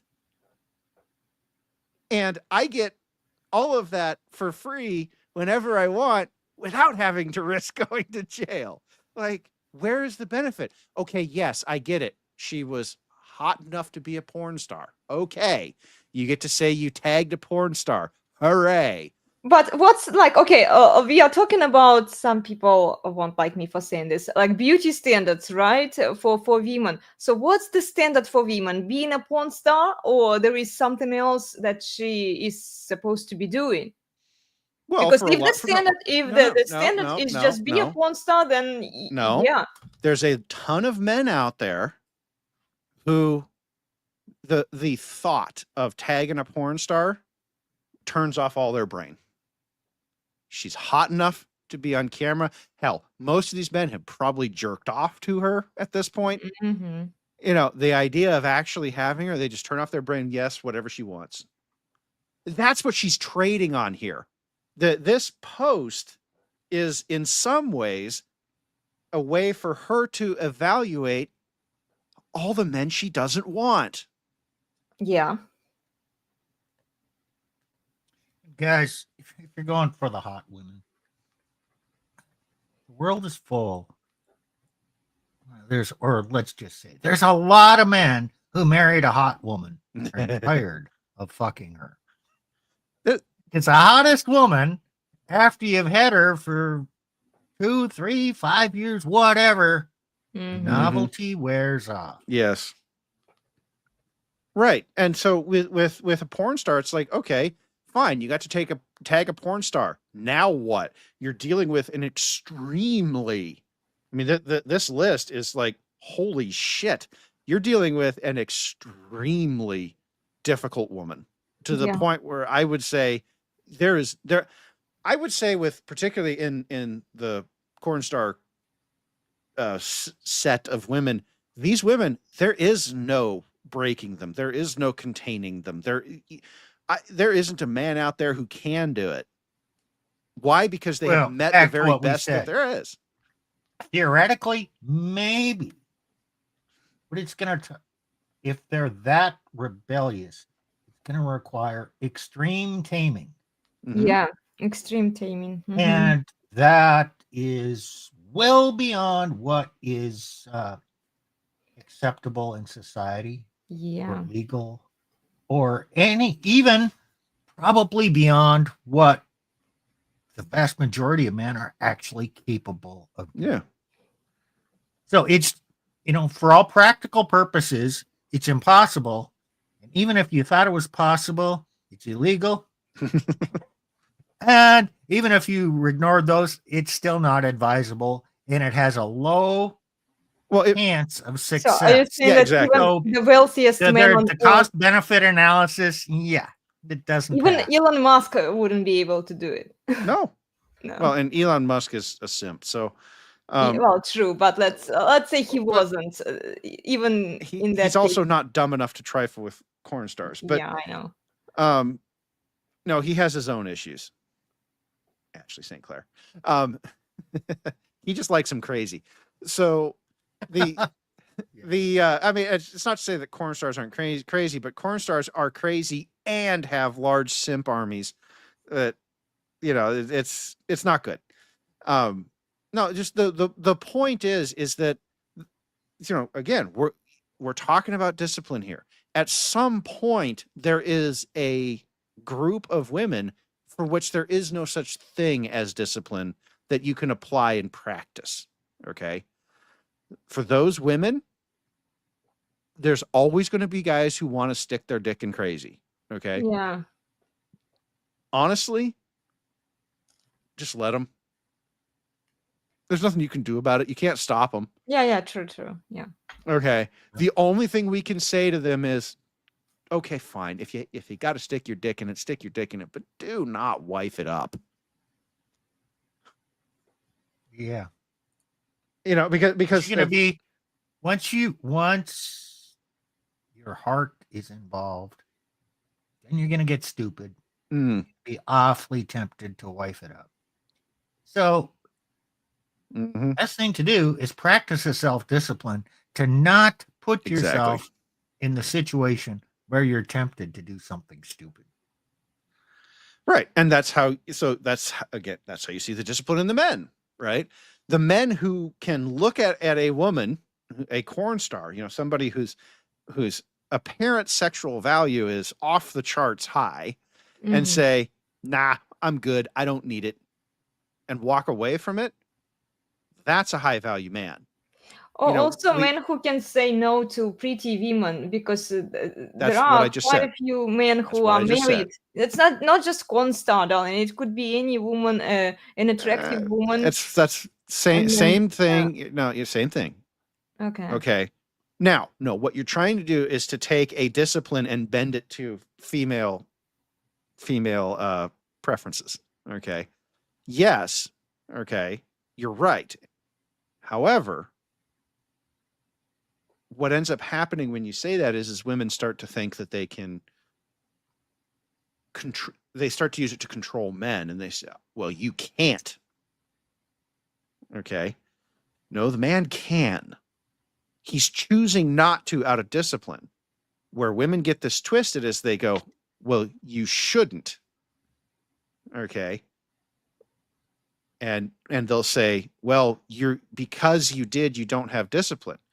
And they use it as a way to get out of being disciplined themselves. Because they say, oh, well, but he cheated on me. He doesn't have the discipline. Okay, well, what did you do that was driving him to cheat on you? Right? It's not as simple as saying, oh, well, if a man, if the man, if he cheats, well, then he's not disciplined. Well, maybe he is, and you're just maybe. Maybe not. Yeah. In many cases, he's a reasonable man, and it's like Okay, man's been faithful for 2 decades. Yeah. Cheats. What changed? It's like what happened there? If anything happens and you want to boil it down to one reason, you're wrong. It's complicated. Yep. There's a lot of factors here, and women are not really well suited to considering all the different factors that cause a certain occurrence. Mm-hmm. They'll go to the one factor that's a man's fault. Okay. Then they Well, turn off the because brain it's again easier. Because and look, if they develop have a to narrative. look, Steve, if they have to consider all of the factors that could play into him cheating, then it would mean that they would have to admit that they And might that's have what he done just said. something That's what wrong. he just said. Yes. I'm just yeah. Yeah. So when we're talking about discipline, we're talking about really vetting for discipline. And I brought this up in part because it came up last night, but also because it's an extreme example of an undisciplined woman. Okay. It makes it very easy to make the point. Of course you don't want to marry a woman who thinks like this. Everybody in the red pill knows that you want that this is a woman that you use once and throw away. Okay. The problem is she thinks this is okay. And there are lots of women out there. She's retired now, of course, and does podcasting or something like that. But there are lots of women out there who will look at this whore and say she is a successful woman who can get whatever man she wants. I should listen to her for advice on how to do this. And then she puts out a literal list. This isn't just chore play. This is like explicit if then else, right? It's if ultimatum. Yeah, exactly. This is more like an ultimatum. And these women are going, aha, this is how I will get what I want out of my man. And all this does is further immiserate the men, drives them more likely to cheat, makes them more likely to cheat. Because when you immiserate men, they cheat. Okay. And so she is contributing to the cycle of man, he does all the right things. She is a rebellious woman anyway, disrespects him anyway. So he cheats anyway. And then she gets to shame him for it because he didn't follow the rules, the expectations that she placed on him. Well, this whole situation will change. It's inevitable. It's self-corrective. Because, we've been in the women empowerment cycle for, depending on how you measure it, maybe even the last, certainly precedes, the women empowerment cycle precedes women's suffrage. Yep. So we've been at this for over 100 years, women's empowerment cycle. Probably about 170 and earlier years. on, what's that? Probably about 170 years. Okay. The Seneca Falls Convention was 1840 something. And we kind of mentioned that civilizations have a long cycle. And however long it took them to reach their peak, they'll decline for the similar amount of time. That's a general rule. Kind of also the Hubbard curve in oil. However long it took you to reach the peak, that field will decline at the same rate. Yep. If you get a fast up, it's going to go down fast. So 170 years of decline, you're saying? It's well, roughly, but that's a 340 year cycle, which about fits the empire cycle. Okay. So we're going to see if we're at peak women empowerment. Okay, it rolls over really slowly at the top. You're not takes decades. Know much change. Decades. But once, it's still on the decline, and it hasn't reached the steeper part of the curve yet. And when women are depowered, their situation gets worse, and then there is, just by nature, society will impose more discipline on women. That behavior is not rewarded. And so we're actually seeing a tipping point here where naturally discipline will be required because empowerment is fading fast. Well, I shouldn't say it's fading fast. It's starting to decline slightly. You may not notice a difference now. What do you think, Plutarch? Well, I think that particularly when you look at what's happening in the culture, something has shifted. There has been a tectonic shift in the culture, but you're not going to notice that because we did a show on this titled Inertia. If you go look at the Resurgence's back catalog, it takes decades for this governmental, societal, political ship to start turning. Okay. I mean, this post I was talking about from this corn star, that was put out, what, 2 or 3 days ago? This stuff is still all going on. The women don't all just immediately wake up one day and collectively realize that the world changed and they need to change with it. No. If they did that, then Elena's statistics would work perfectly on them. They would all read the same stats, go, yep, that's the truth, and then they would. I wish they were there. Yeah, that ain't how this happens. It's wishful thinking. There's another thing here. A lesson to you tradcons. Trump tards. Trump cannot fix in 4 years what took 50, 60, 70 years. It's physically impossible. That's not the way things work. The correction will take, well, depending on which curve you use, it will take equal. But for like the stock market, there's a Fibonacci ratio that applies. It goes up 68% of the time, and it goes down 32% of time. So call it, if it's 80 years to reach its peak, we're going to be going down for 40 years.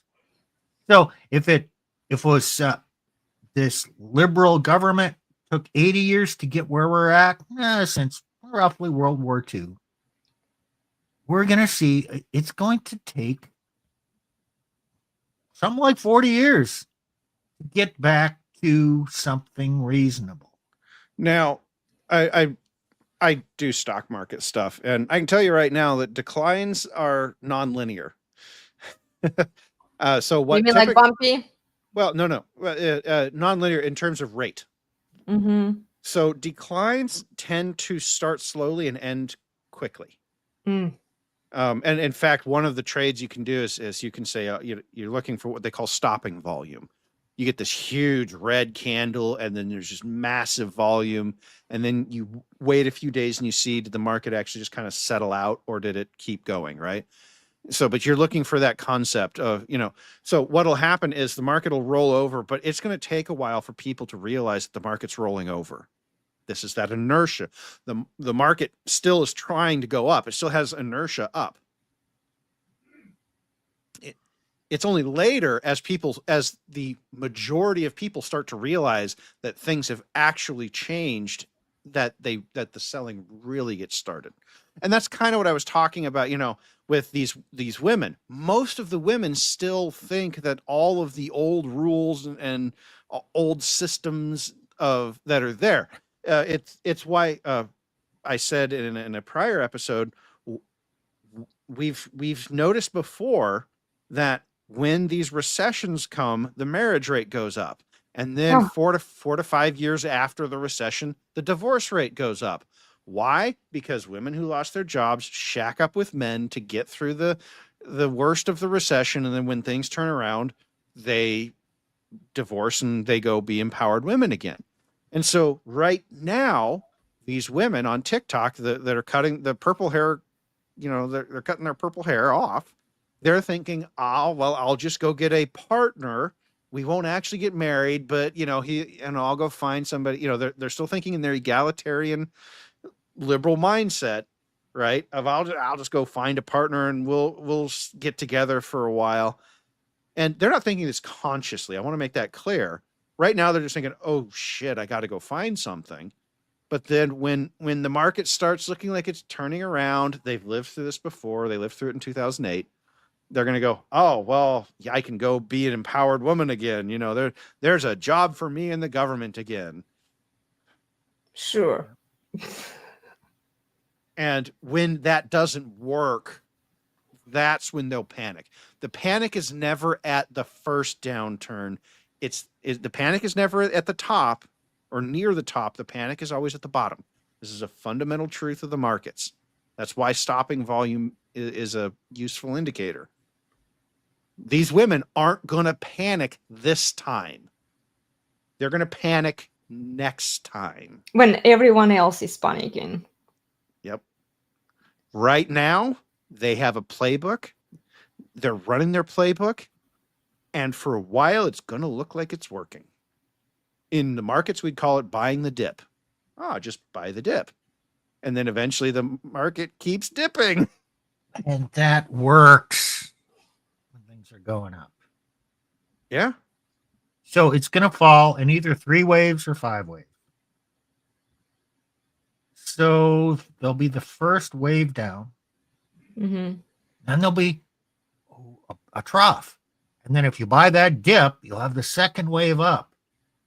That could almost reach the same pinnacle as the ultimate top.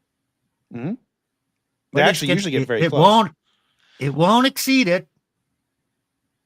And then at that point, it doesn't have the energy to keep going up. So now it's going to fall. And that's the third wave. The third wave is the most powerful because that's when the despair starts to hit. The panic sets in. It's not in the initial dip. It's after a recovery and then boom, just slams you. And is this the time? Have we reached the peak or is this just a minor setback and there'll be a higher peak? We really don't know yet. I mean, I can speculate just like you can speculate in the stock market. Do you buy this dip? It's buying the dip has worked for the past 70 years. Well, kind of. Yeah. Any dip you bought in the past 70 years, eventually 4, 5, 10 years, it was a smart decision. One of these times, buying the dip won't work. Just going to devastate you. And I've called the markets applied psychology.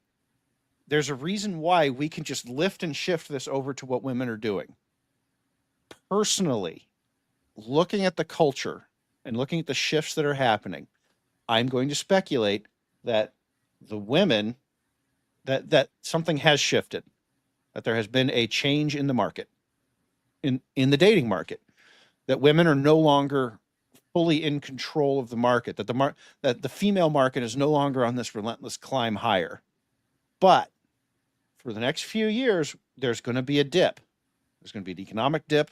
It's going to drive women to go get divorced, get married.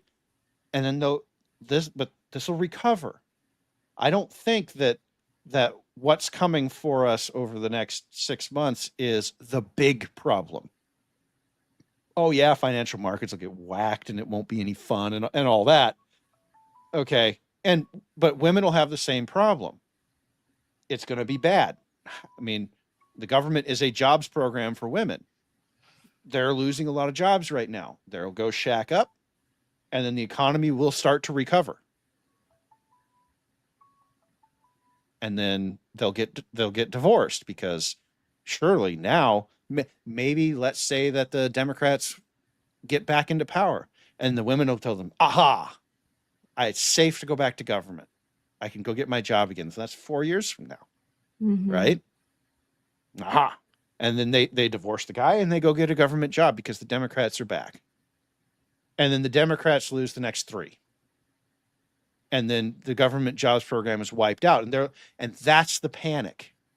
So you have to get through that first one. So the Democrats win 4 years, jobs are back, but then they lose again. So the women go, okay, well, you're right. I have to go, but the Democrats will be back in the next one. And then when the Democrats aren't back, that's the panic.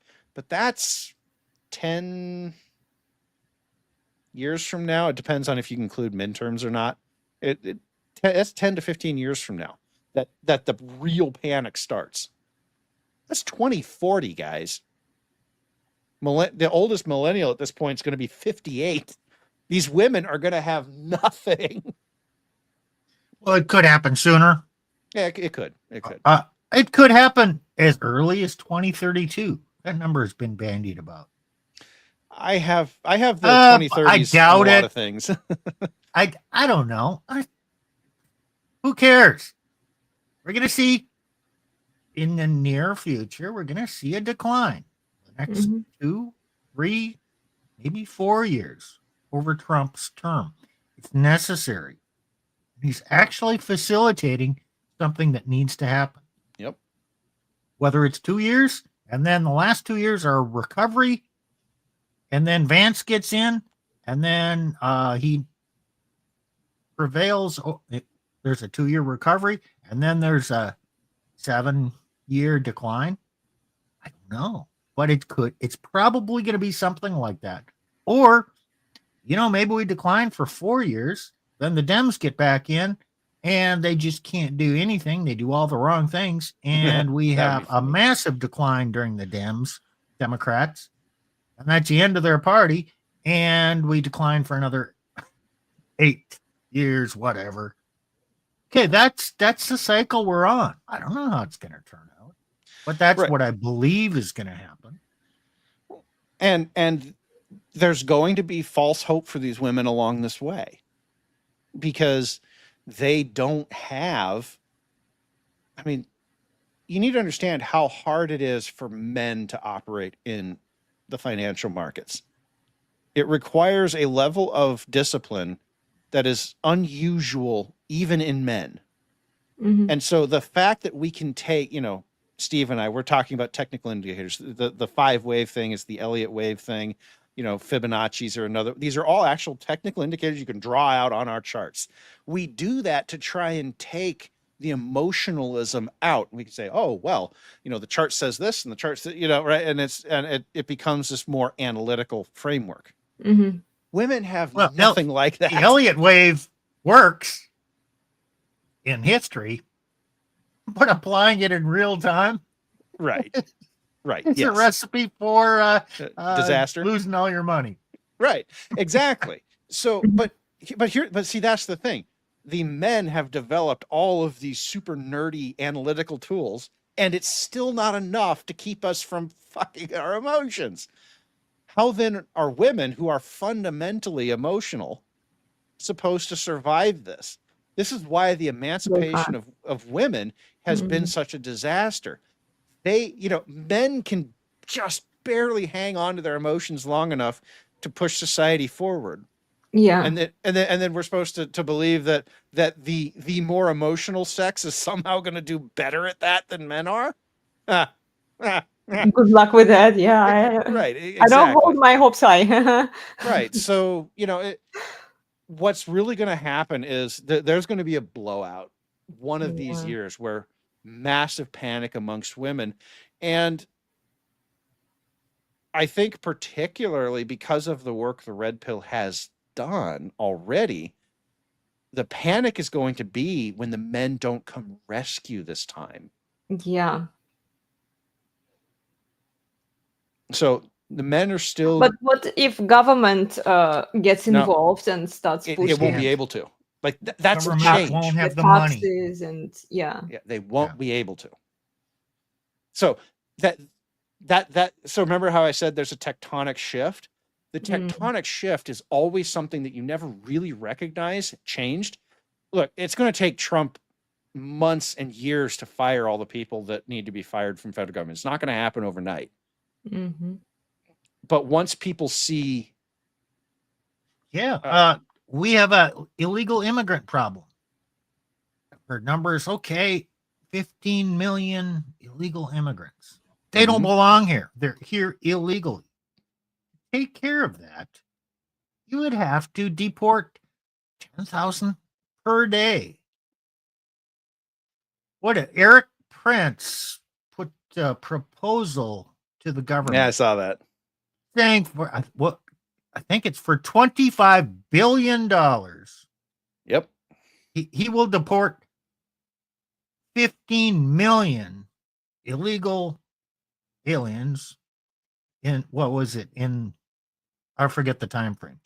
4 years, Yeah, it was 4 years. 4 years. Okay, it's at that massive rate of like 10,000 a day. It's going to take you 4 years, Uh-huh. and we're not going to. That's doing that is laughable. No, the government is not going to pay. Is doesn't have the stomach to do something that radical. But even if it was that radical, it's still going to take 4 years to get rid of them.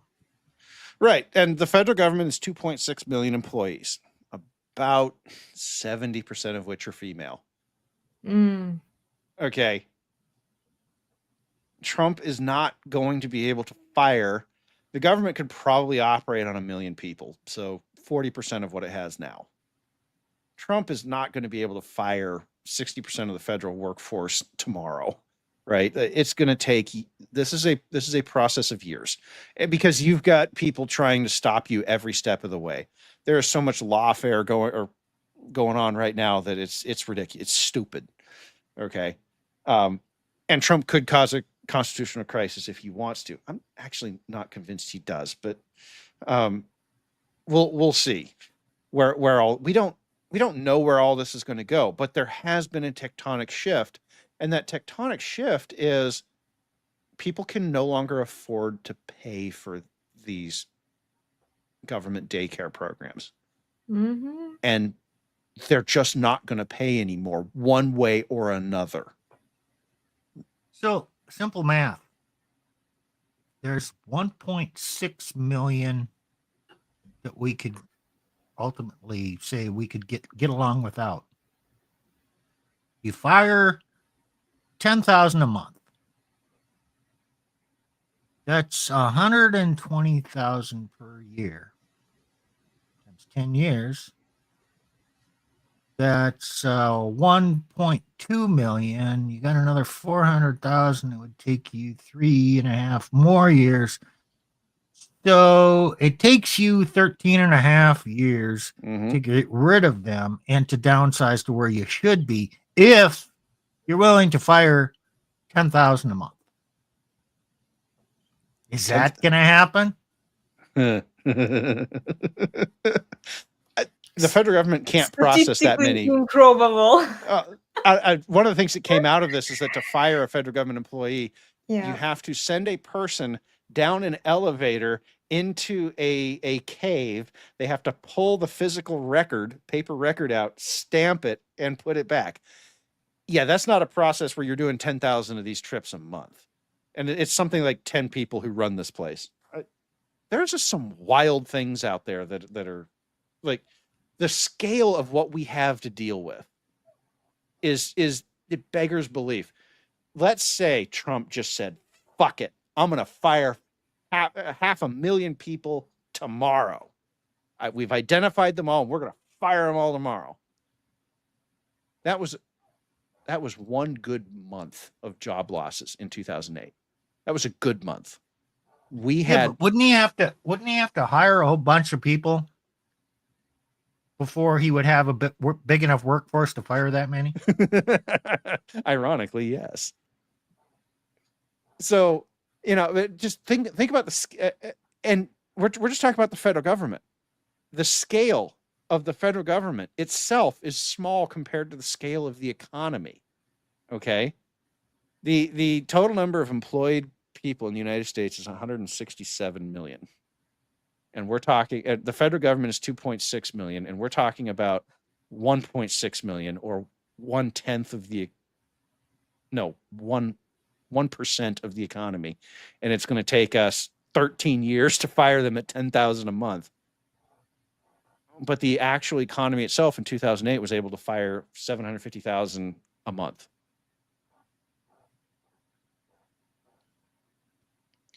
The scale of the changes required is, what was it Stalin said? One death is a tragedy, 1 million is a statistic. Mm-hmm. That's kind of what you're dealing with here. And, the federal government, employment-wise, 1% of the economy. Now it's in terms of money, obviously it's much more than that. It's actually about 50% of the economy because if they push a lot of money out into the economy through other things. But yeah, 2.6 million employees total. Okay, so it's probably closer to 2% of the economy. That's it. But when you have, let's say you fire 1% of the economy, there's all those things that were going on before, those people get fired. Okay, Plutarch, we're Yes. guilty of something here. Uh-oh. We're spurging out. We are. Yeah, we should stop that. We're using logic and calculating numbers and how many years to show the absurdity of this. It's like using statistics. Yeah, Yes. it No one's is. going to believe us. Yes, you're doing that. So, since we're spurging, it's not adding any value. We should probably just close out this stream. Yeah, we should. But it's so much fun to spurg, Steve.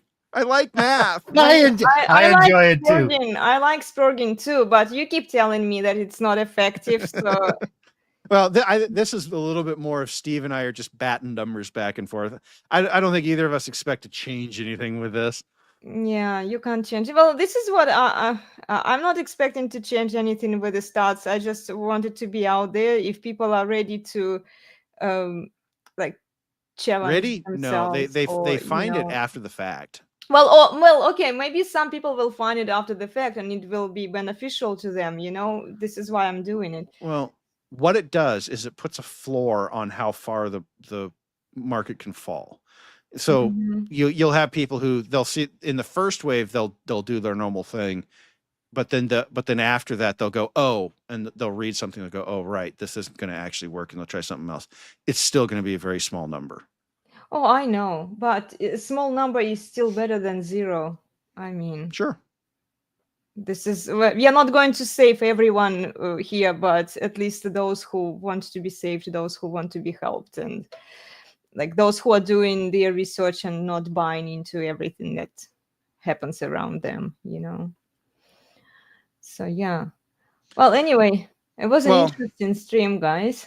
I mean, to close it out, look, the discipline is coming for women whether they want it to or not. Because, I mean, okay, we spurged out about math at the end of it, but there is a kernel there for the women. The math doesn't care about you.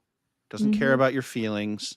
It doesn't care about, what you think you are owed or deserved. The math is what it is. Yeah. And so when this all happens, this tectonic shift that we've been talking about, when it comes for you, there's going to be a bunch of us who look at what's going on and we're going to go, sucks to be you. And we're not going to help you. Like this porn star chick. Okay, she'll find some dude, but she won't respect the guy. It will never be what she wants it to be. She's looking for this ideal man who is so powerful over her that she wants to fall in line and then do her list of chores. Like, this is what's actually going to end up happening is we're going to take large chunks of women and we're going to say, you are so undisciplined that there is nothing we can do for you except put you in a box off to the side over here and then lock it shut. Yeah. Because at the end of the day, it's the only way to impose any discipline on them at all so that we can get down to the business of solving problems. Exactly.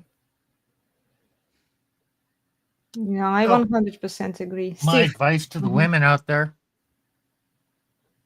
let me put it simply. You're all aware of the game of musical chairs. You walk around in a circle, there's a whole bunch of empty chairs. Those are husbands. Music stops. You better find a man, find a husband. I love down. you. And once you're sitting in that chair, you get up and you play the game again, you might find yourself without a chair to sit in. Yep. Yes. Yep. So find one True. and keep them. And that's Keep going to them. require you to let him lead and not bust his balls and not be a nag. Respect, sexual variety, and peace. It's funny. You You mentioned know what? Practice that. And you know what? That requires you to be self-disciplined, to be of value to him. You know what? You can be one of the women who stays in the chair and that not be out in the cold. Well, and if you women, if you struggle with self-discipline, let him impose it on you. And if you don't want him to have to get mean about it, don't fight him on it. Mm-hmm. Let it happen, women. Just breathe deep, breathe out, and let the discipline flow through you. Sorry, I'm using yoga terms because That's all right. I should probably do a meditation for that. You gave me an idea. oh no. For discipline, a But discipline let the discipline meditation. flow through you, women. It will be Let- to your benefit in all cases. And if you Yeah. can't do it, let your man do it for you, even if he's not a strong alpha dude who can, Mhm. just let him do it because he knows how. All men learn some level of, well, not all, because the criminals don't learn it. But if you're with a man who you were willing to marry, he has enough discipline to show you how to do it. Just let it happen. It's going to suck and you're going to rebel, but let it happen. Okay. Here's the other self-discipline women can practice. If you leave a power vacuum at the top, if he's not being the leader, Mm-hmm. and you recognize, oh, he's not being the leader, I better step in and do it. Oh, Don't do it. it's self-discipline not to do it. Not Now to you have do a it. vacuum at the top. And if you're not going to fill it, he's going to have to learn to fill it. Gee, And this is you how solved the problem. it's so funny, Steve, you mention it because well, first of all, coming back to those chairs, we used to play this game. I think everyone played this game at some point in their lives, right? And then every time I sat down on a chair, I didn't want to stand up. Because I knew that's because you recognized the utility of staying seated exactly in the game. It was more Like, comfortable than just walking around. guys, there might be a reason chair. that this woman is wifed up and has stayed wifed up. There might be a reason why that has something to do with how she was raised and how she thinks. Gee, fellas, I wonder what that might be. Now, I'm not going to say that she's this perfect, disciplined little angel. No. Ha ha ha ha. No. Okay. But she has a enough. dislike of musical chairs. Keeps her married. Yep. Yeah. Like seriously. Oh, and then another thing that you were talking about. Gosh, I forgot now. I got distracted. Power vacuum. Oh yes, that power vacuum. Thank you, Steve. When we first married and started living together, there were some things that I was really tempted to do, like do excessive cleaning, like remove all of his things, like to clean the area, and especially like trash, and then I realized that I shouldn't be doing it because then he could do it. And no, she's never taken the trash out once. I will say that back in Spain when we were first starting to date, I was right. It's impossible for a woman to impose order on her man. Yes, I gave up. If his office is a mess, yes, go in there. Don't mess with it, because you cannot bring order to his life. Yeah, I was trying to. Do you remember how anxious and how stressed out I was when I was trying? She has tried to clean my desks multiple times, and I lose my shit at her every time she does, because I know where everything is on those desks, and then she comes in and it's all in the wrong spots. And she's thrown stuff out because she thinks it's trash, and I'm like, "Where is this thing? Where is this thing?" I'm freaking out because it was like a cable or, like a power adapt, it'd be something. And I'd be like, where is this thing? I knew I had one. And oh yeah, I threw it out. So she doesn't mess with my room much anymore. She vacuums it. And I only vacuum it. Yes. Right. But my desk, sacrosanct. Don't touch it. Yeah. Okay, guys. Well, Been thank what? you. 2.5 hours. 2 hours and 20 minutes. Thank Yeah. you for joining us. Yeah. Remember to leave us a comment. Tell us what you think about these topics. I know we've talked about a lot of things today, and I'll get to cutting this video into shorter clips because it's a long video here. And yeah, go subscribe to the Resurgence of Sanity YouTube channel. Let me share with you their channel here. On Wednesdays, they are running their shows. What are you talking about, by the way, next Wednesday? Oh boy. So next Wednesday, if you enjoyed Steve and I's Spurg out session, we're going to be doing geopolitics, and Mhm. it's going to be a Spurg out session. There's going to be lots of numbers in there. What I can tell you right now is that I'm going to work my hardest to make sure that everybody hates something that I said in there. That there's no one's going to like anything I have to say. Which is why you should join us, because that way you can push back and you can be angry at me for saying it. And then maybe you can learn something from it. But, Mhm. We don't do geopolitics very often because it doesn't usually move that quickly. There's been some things that have happened recently. They do tie back into men's futures. I have some absolutely horrifying numbers to share on that. And basically, the teaser is, as a result of the insane stupidity of a group of men, not women, a group of men, lots and lots and lots of men get to die in the future. Oh. So we're gonna walk through that. Your views will be challenged. Yeah. And if you're afraid to have your views challenged, you're doing something wrong. Mm-hmm. Tune in, especially if you disagree, because your views will be challenged, and that It's will good, test your yeah. views, and you can hone your arguments, and you will learn something. Maybe you can prove us wrong. Okay. Would love it if You're you could. proved by being tested. Yes, Be willing to be exactly. tested. Mm-hmm. Yep. People, I think it's great when people challenge each other's ideas and their own beliefs. This is Well- why I keep inviting everyone. If you guys, if you disagree with us, come say it into our face and Yeah. debate us. Because when you send the Spurgy comments, it's okay. I mean, we appreciate all of your comments, but then when I invite you to show up and you refuse, it's just. Okay, Well, whatever. here's what I would say to those people. You want to write a long screaming comment, but you're not willing to show up and defend your ideas? Exactly.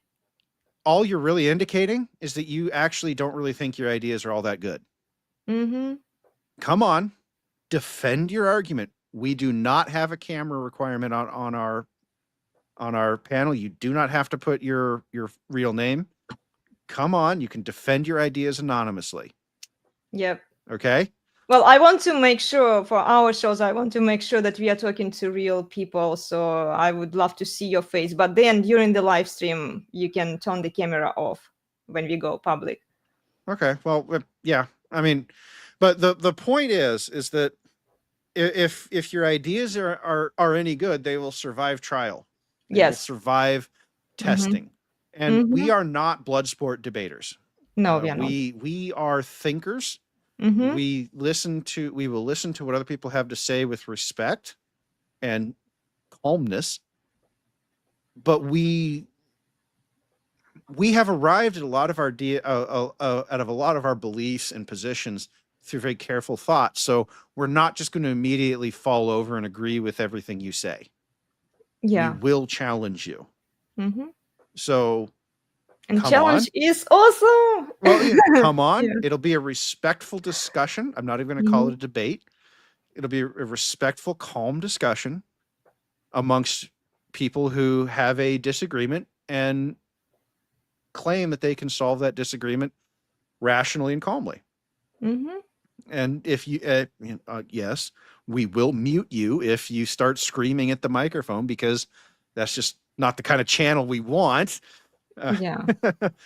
But that's what that's the kind of debate that there I use that word. That's the kind of debate or discussion that we're interested in.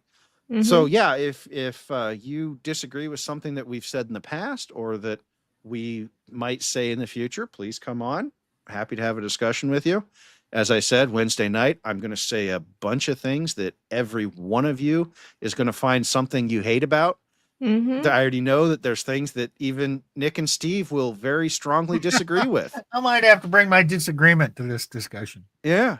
And I'm going to have numbers to back up what I say. So, but even I might find some things that I don't. Of course, like. I suspect you will, because I have some very unkind things to say about Russia. Oh, jeez. Okay.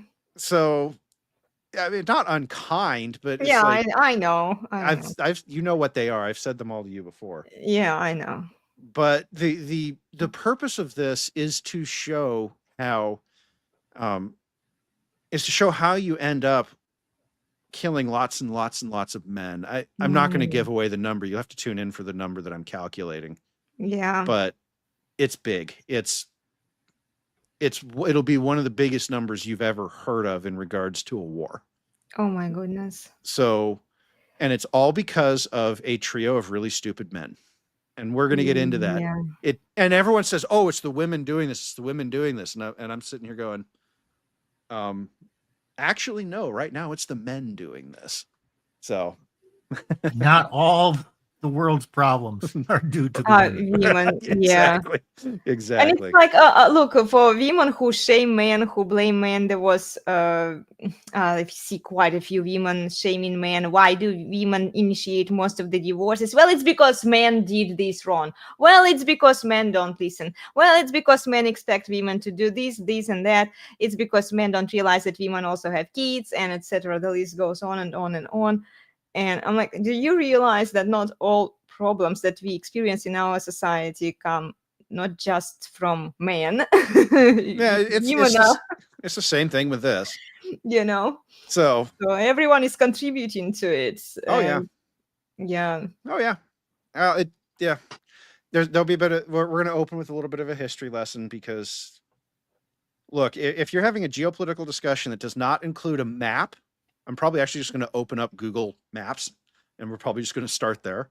Yeah. Then you're not having a geopolitical discussion. You're just having a political discussion, which is far less interesting. So there'll be maps. There's going to be numbers. It's going to be spurgtastic. Yeah. And the three of us are going to have fun on screen. Show up in the comments if you think that we're wrong. I will be watching as I'm talking, and I will try to address them as they come up. There is a narrative structure to this, so you'll be able to follow along. One of my things is that I like taking these ideas and putting them into narrative form. So, yeah, amazing. It'll be fun. Amazing. I'm looking forward to this one. I actually love the maps, and well, I love statistics. You're a spurg. We know. I am a spurg, yes. I have to catch myself every time I record shorter videos, guys. They are so hard for me to do, because I get into the topic and then I start spurging, and then I catch myself. She wants to put everything in every video. Yes, I know. I want people to get the best information in the most concise form, which is very hard to do, guys. So, yeah. Well, we are trying to help you here, guys. Okay, so thank you so much for joining. Thank you for your kind support. Join us for more activities here, and definitely show up for that live stream that the Resurgence of Sanity guys are going to do this Wednesday at 5:45 p.m. Pacific. Join us for regular workouts on my channel. And then what else? Join me for my regular piano practice. Request some songs, please, because I happen to play the same songs over and over again. And we'll see you soon. Okay, see you next week. Thank you for watching us. Bye. Okay, hold on. Let me put this outro video here at least. That one I'll do well. Elena's Barre, the best place on the internet, the very best by far.